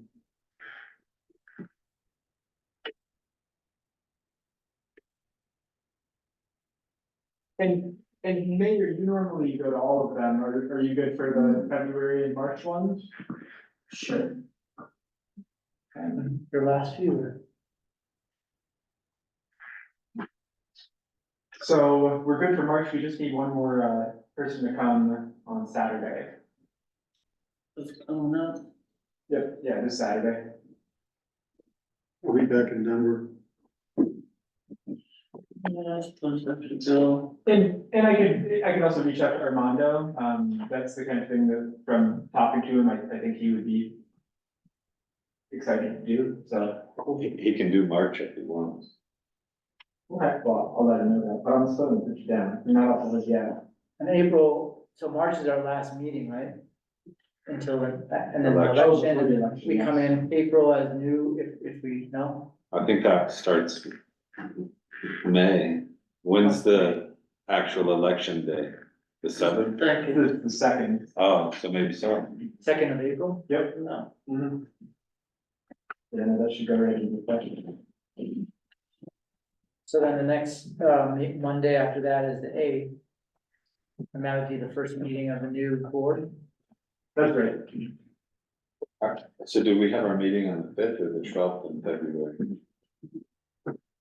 I had the 12th. It should get in 12. Right, so in February, the meeting's gonna be on, I mean, in April, the meeting's gonna be on, oh yeah, the eighth, alright.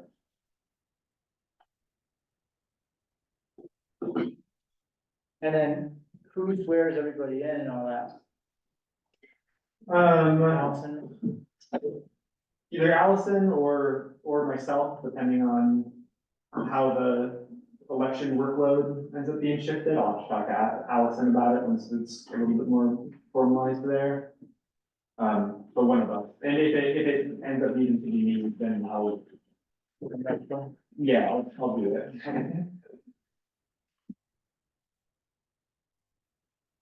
You feel pretty oh, I guess we're gonna talk about the election. Okay.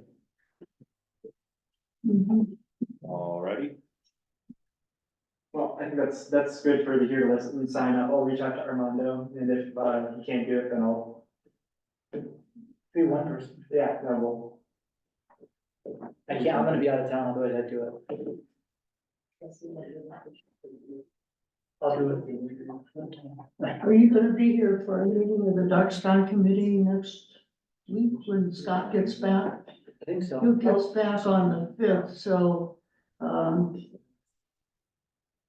was thinking of. I'm gonna be busy, Seven? 7th would work, probably, Seven, yeah.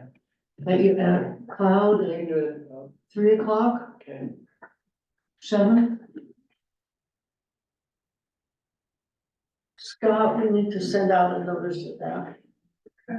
3 o'clock on the 7th for the Dark Sky Committee.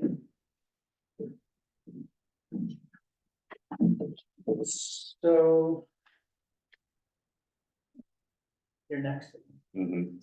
So item I, follow up with finance specialist, and a quick note, Dennis, I put on the February regular meeting agenda to discuss mandatory staff meetings. That's the meeting of the fall. Yeah, I put that on that agenda. So at our last meeting, I told y'all I met a lady who works for the county who did insurance auditing and is now their finance specialist.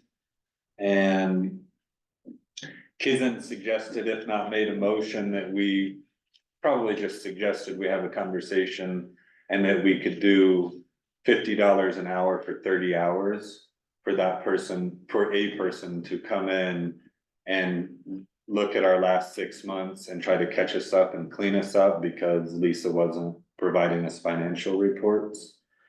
And we talked about that money coming out of the $24,710 that we set aside for a forensic audit. Which probably will look at the last couple, 2 or 3 years even, but this was a good first step. to possibly introduce us to a person who could help us. And we also talked about whether or not that person could come in and help Kim set up some systems and learn some stuff. I don't know what the liability and legality is of granting access to somebody like we've done in the past. We even did that with Elaine, which I think was probably questionable. But I think that if we're gonna have somebody come in and look at 6 months of reports, that person has to have access. So we need to at least address the liability. Is there like a- legality. I think we should post this. I don't, it's what, $1,500 or whatever. I think we should do a posting about this. I think, I thought our post limit was $5,000.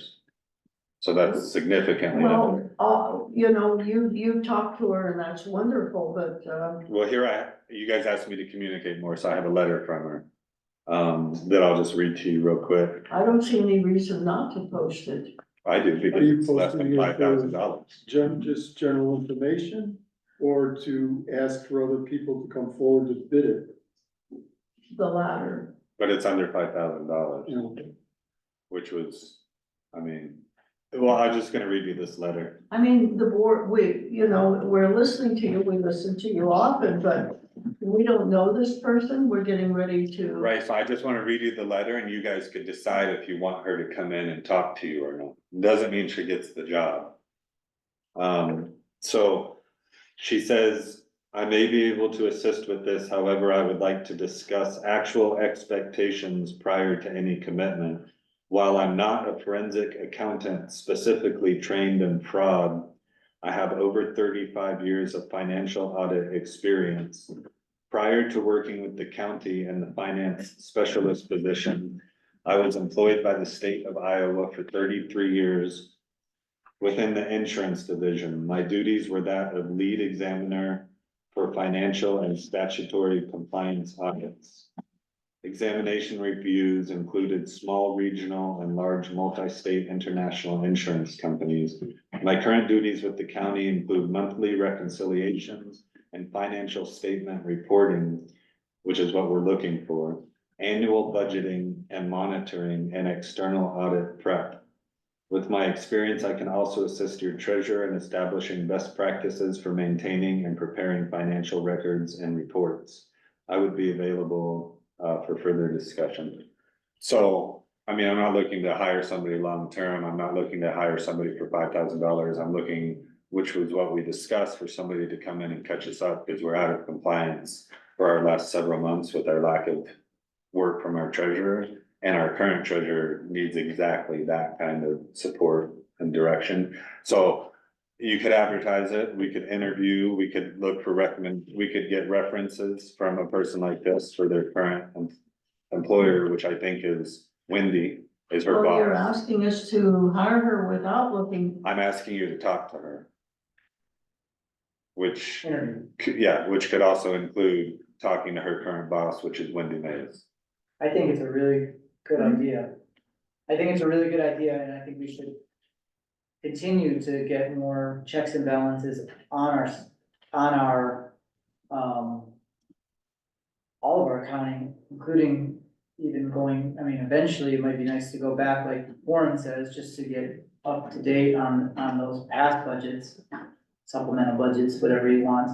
Maybe there's a way, if we have a lawyer, do like a affidavit or something that is. Grants access. Grants access, that if, I don't know what that includes, but an affidavit. I think that might be a good question for Allison. She would probably have an opinion about that. I think we should ask before we make a decision. Yeah, I Can don't we think we put that on the agenda for the next meeting? So I would consider as an agenda item that she's available by Zoom. Well, Yeah. I think she works over there on those. Well, that's presupposing that's what we're gonna do. I would just have an agenda item. That's what this is. It's an agenda item to talk about You whether or want not. to hire her without giving anyone else an opportunity Okay, to. we are seeking someone to do what she's able to do, and we've gotten this far with her. It's not a $5,000 subcontract thing that we have to advertise for. It's really specific. if you wanna advertise for that, we can postpone, we could do that. But if, I I don't, don't like that word postpone. Yeah. The longer we wait, the longer this drags on, the more I'm afraid that line item where we put that money's gonna start bleeding out of there for other things. I think this is something that we had promised the public, had discussed greatly through the finance meetings. And I think right now we're primed and ready to go. To delay it any longer, and believe me, I'm not one that wants to rush through the spending of any kind of money. But I think this is really essential, and if she has the time now to meet with us, let's do that. And if you're satisfied after that meeting, and I believe you will be, then I think we should proceed with it. Would she be meeting with the finance committee like, first to get kind of a, I think she would be. I'm sorry, my kid's calling me. I think that if we were to proceed cautiously, we would invite her to the February regular meeting and see if she's available, and during that, leading up to that, we might even ask for references. So somebody could talk to, the hiring committee even could reach out to Wendy or whoever her employer is and at least get some references. And then at the February meeting, we could discuss our needs and how we wanna go about it. And then she could say whether, interview her. I guess my concern is that you, as the, finance committee could almost create the needs more than I think the whole board can as a group. I agree, Right, so so we- then I would say that she would meet with Kim and the finance committee to address. Or Those- you guys meet beforehand and have something ready to ask. I think that's fine too. I think the whole board is just gonna confuse the situation, talking to her, huh? It could. It will. Well, my concern is the finance committee identifies the need, but then it's also coming back with, who to hire. And that's a precedent that I don't necessarily think is best practice. Well, I think at that point, Mayor, if you don't take the recommendation and the board agrees with you, that's fine. So, Then I guess we would just continue the search. no, I respect your recommendation and find it very knowledgeable. I'm only, I think it's way more caution on employees, hiring new employees than it is like this $1,500 subcontract. Because like an employee, we have to live with, and we have to work with, and that we're being kind of cautious with that, but it's like, this is something that is like a one-time job. Hopefully it works, gets us up. It's kind of like, in my opinion, it's like taking a piece of what the administrator was supposed to do and cutting that, and then, again, we're kind of in this place where the town needs to start breaking up jobs and using experts and doing things that get us to a better place, as opposed to sort of like this, it's like why we use our lawyer, it's the same kind of thing. We're going to hopefully switch over to what do they call it, where you have a retainer-based lawyer, very similar to that. We're kind of using her for what we need her for. Good point. Right. And it's sort of like having a retainer-based account. And I would probably put out now that if the initial conversation we're having with her is cleaning up our past month's worth of financials and providing us some information, so that may or may not mean asking Lisa a couple of questions, definitely would mean talking to the finance committee. And then if we're looking at consultation for Kim or with Kim and building that new QuickBooks company, well, we've only budgeted Kim for whatever, 5 hours a week or a month or something. So it's highly, I think it's a month. 5 hours a month? I don't remember. I think so. I think it's a week, it needs to be. Okay, so it's possible that in that process of Kim having to learn to rebuild a QuickBooks company to get us into compliance with our budget and our account numbers to match up with our profit and losses, then maybe Kim's gonna have to go over 5 hours and we might have to pull out of that 24,000 to supplement Kim with an upfront workload. But I'm just putting that out as a possibility. Cause that's a lot of work that we're looking for during this transition. I think it's always good, if there's an expert that's willing to do this work, then we should use an expert. But that We don't have it. expert's gonna have to teach really Kim to do the work. That's fine. That's exactly what Kim, Was is actually, asking for. Yeah, no, she needs somebody to, with a governmental accounting background and show her. and the only reason I'm suggesting this woman is because she works for the county, so she's not some lady who lives somewhere. She has at least some access and references to. So I'm only saying that in my mind, this creates a precedent. It's the very sort of thing that led to some of the procurement regulations that are universally applied, because it's so easy to do exactly what you're saying and to accept the recommendation, but is it your function as a committee to be recommending who to hire? Is that your function? I'm recommending that as a trustee. So in this case, I just think that it is the opposite of good practice to hire her without at least posting it. It doesn't have to be a big deal, but at least we open it up. There might be somebody, maybe not, but there could be somebody equally, if not even more qualified. it's more a matter of precedent and practice in my mind. Then I would say the same for Allison Ransom, that we should advertise that. You know where you stop? Well, how long, so if we post this, it's not It gonna could be go on, very quickly. let me just finish, if we post this, it's not gonna go on forever. We'll set a deadline 10 days from now, Should the February meeting. February meeting. So if anybody else is interested, they can. Make it the day before the February meeting. Love it. Sounds great. Then you remove, that's a good practice. There's nothing wrong with establishing a deadline because of the need. That's okay. But just to completely ignore the procurement side of the house, I think is not good practice. So Okay. I'm fine with that. I'm with you. So you can do that, Scott? Yeah, we'll post it today. February 11th is cut off. But I still want, who's gonna get references from? Hiring committee I or? would admit that, that person with those, that expertise and qualifications, with the exception of a phone call to somebody and say, is this person okay? It is beyond my expertise, and I'm willing to admit that. So I would take, maybe it's being a little bit naive, but if she's working for the county right now, and they seem to be satisfied with her. I don't know the woman's name, Wendy, you said? Virginia. Virginia. I think she would maybe spoke up by now or maybe even fired this person. Oh, I'm sorry, Wendy is Virginia's boss. So Virginia is who we're talking about. I don't think she'd still be there if she wasn't doing a good job. They've done the vetting already, Yeah, yeah. And they seem to be really happy with her. But I would not invite her to the meeting.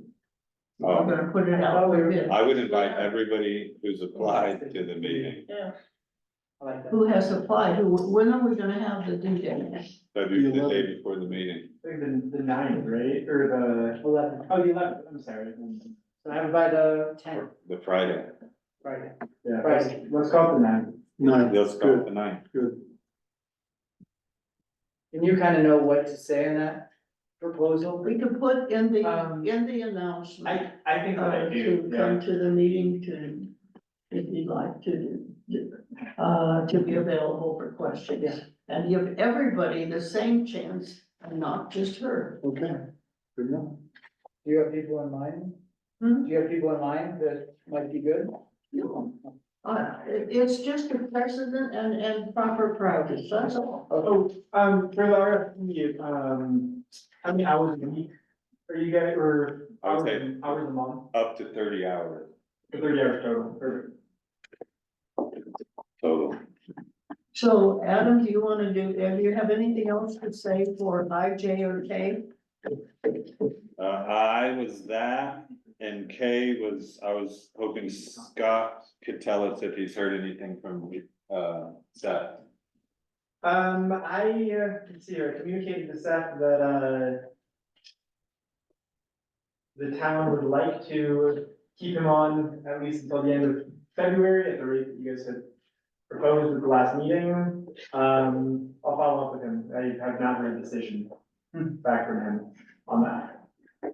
So we don't know if we'll have an attorney at our February meeting. And I'm interested in the update on the attorney's comments.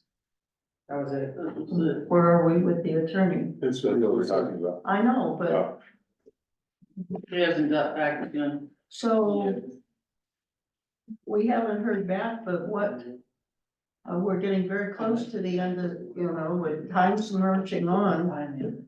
I'll follow up with him today and I'll let you guys know. Yeah, so long as he doesn't dump us, until after February. I mean, I think we need, Kissing and I both thought this is coming right down to the wire, and the fact you haven't heard anything doesn't really give me a very good feeling. did you get the name of the Blanca attorney?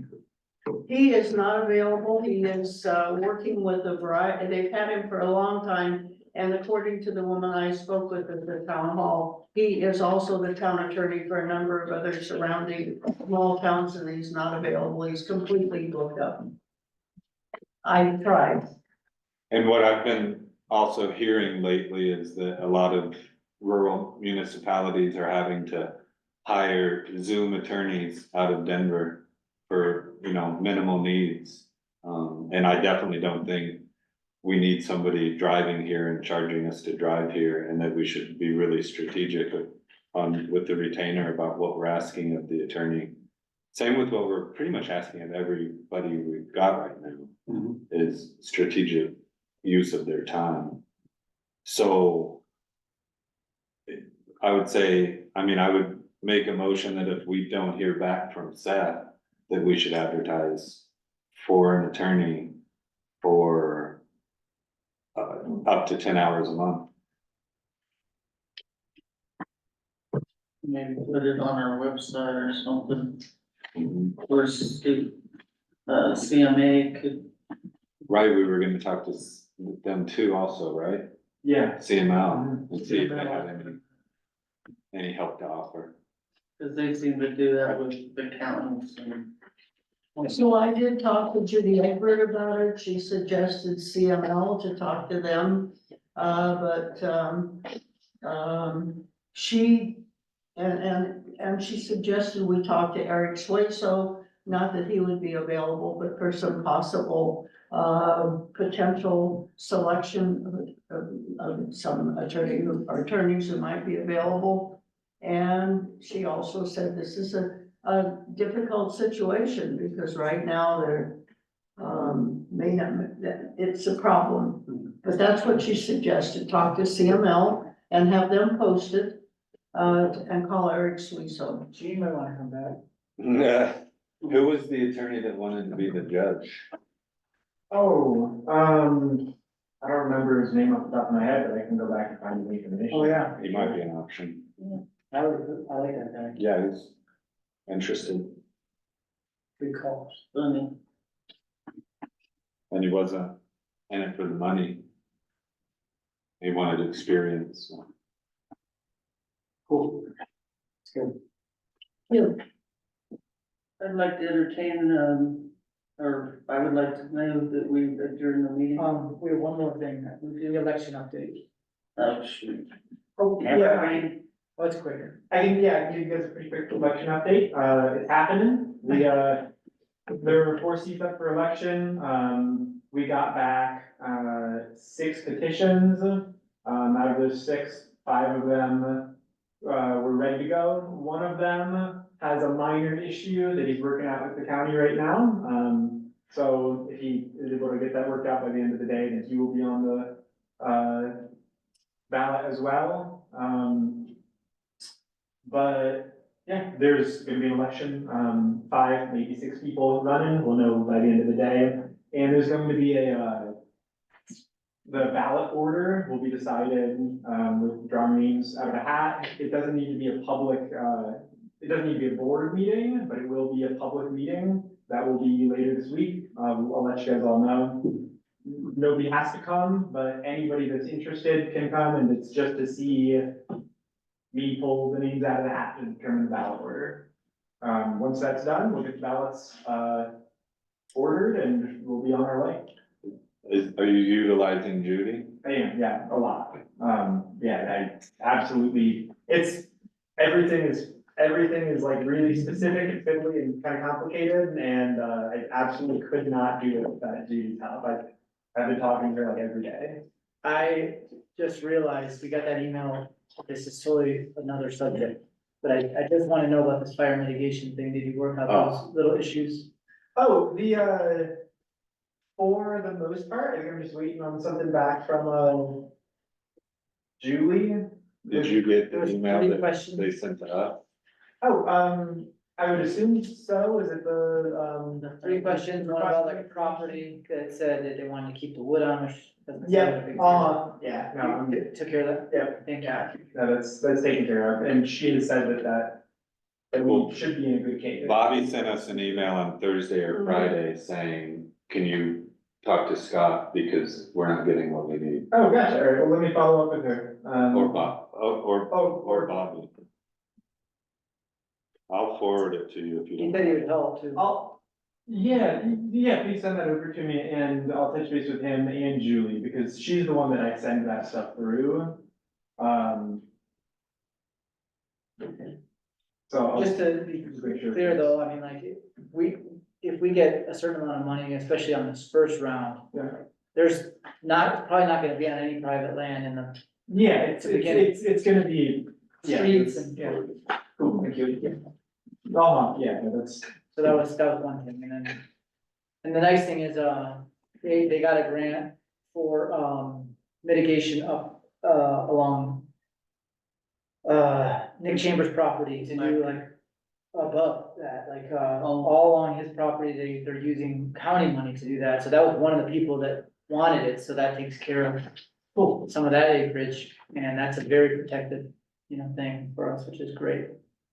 Daniel Johnson has really been so good about, understanding that our vulnerabilities. Okay, is there anything else? Otherwise, I'd entertain a motion to adjourn. Second? She did. Oh, You wanna do your motion? Yeah, I will wait to adjourn, 12:03. And a second? All in favor signify by saying aye, opposed nay. Dan, I have a question. I have a quick question.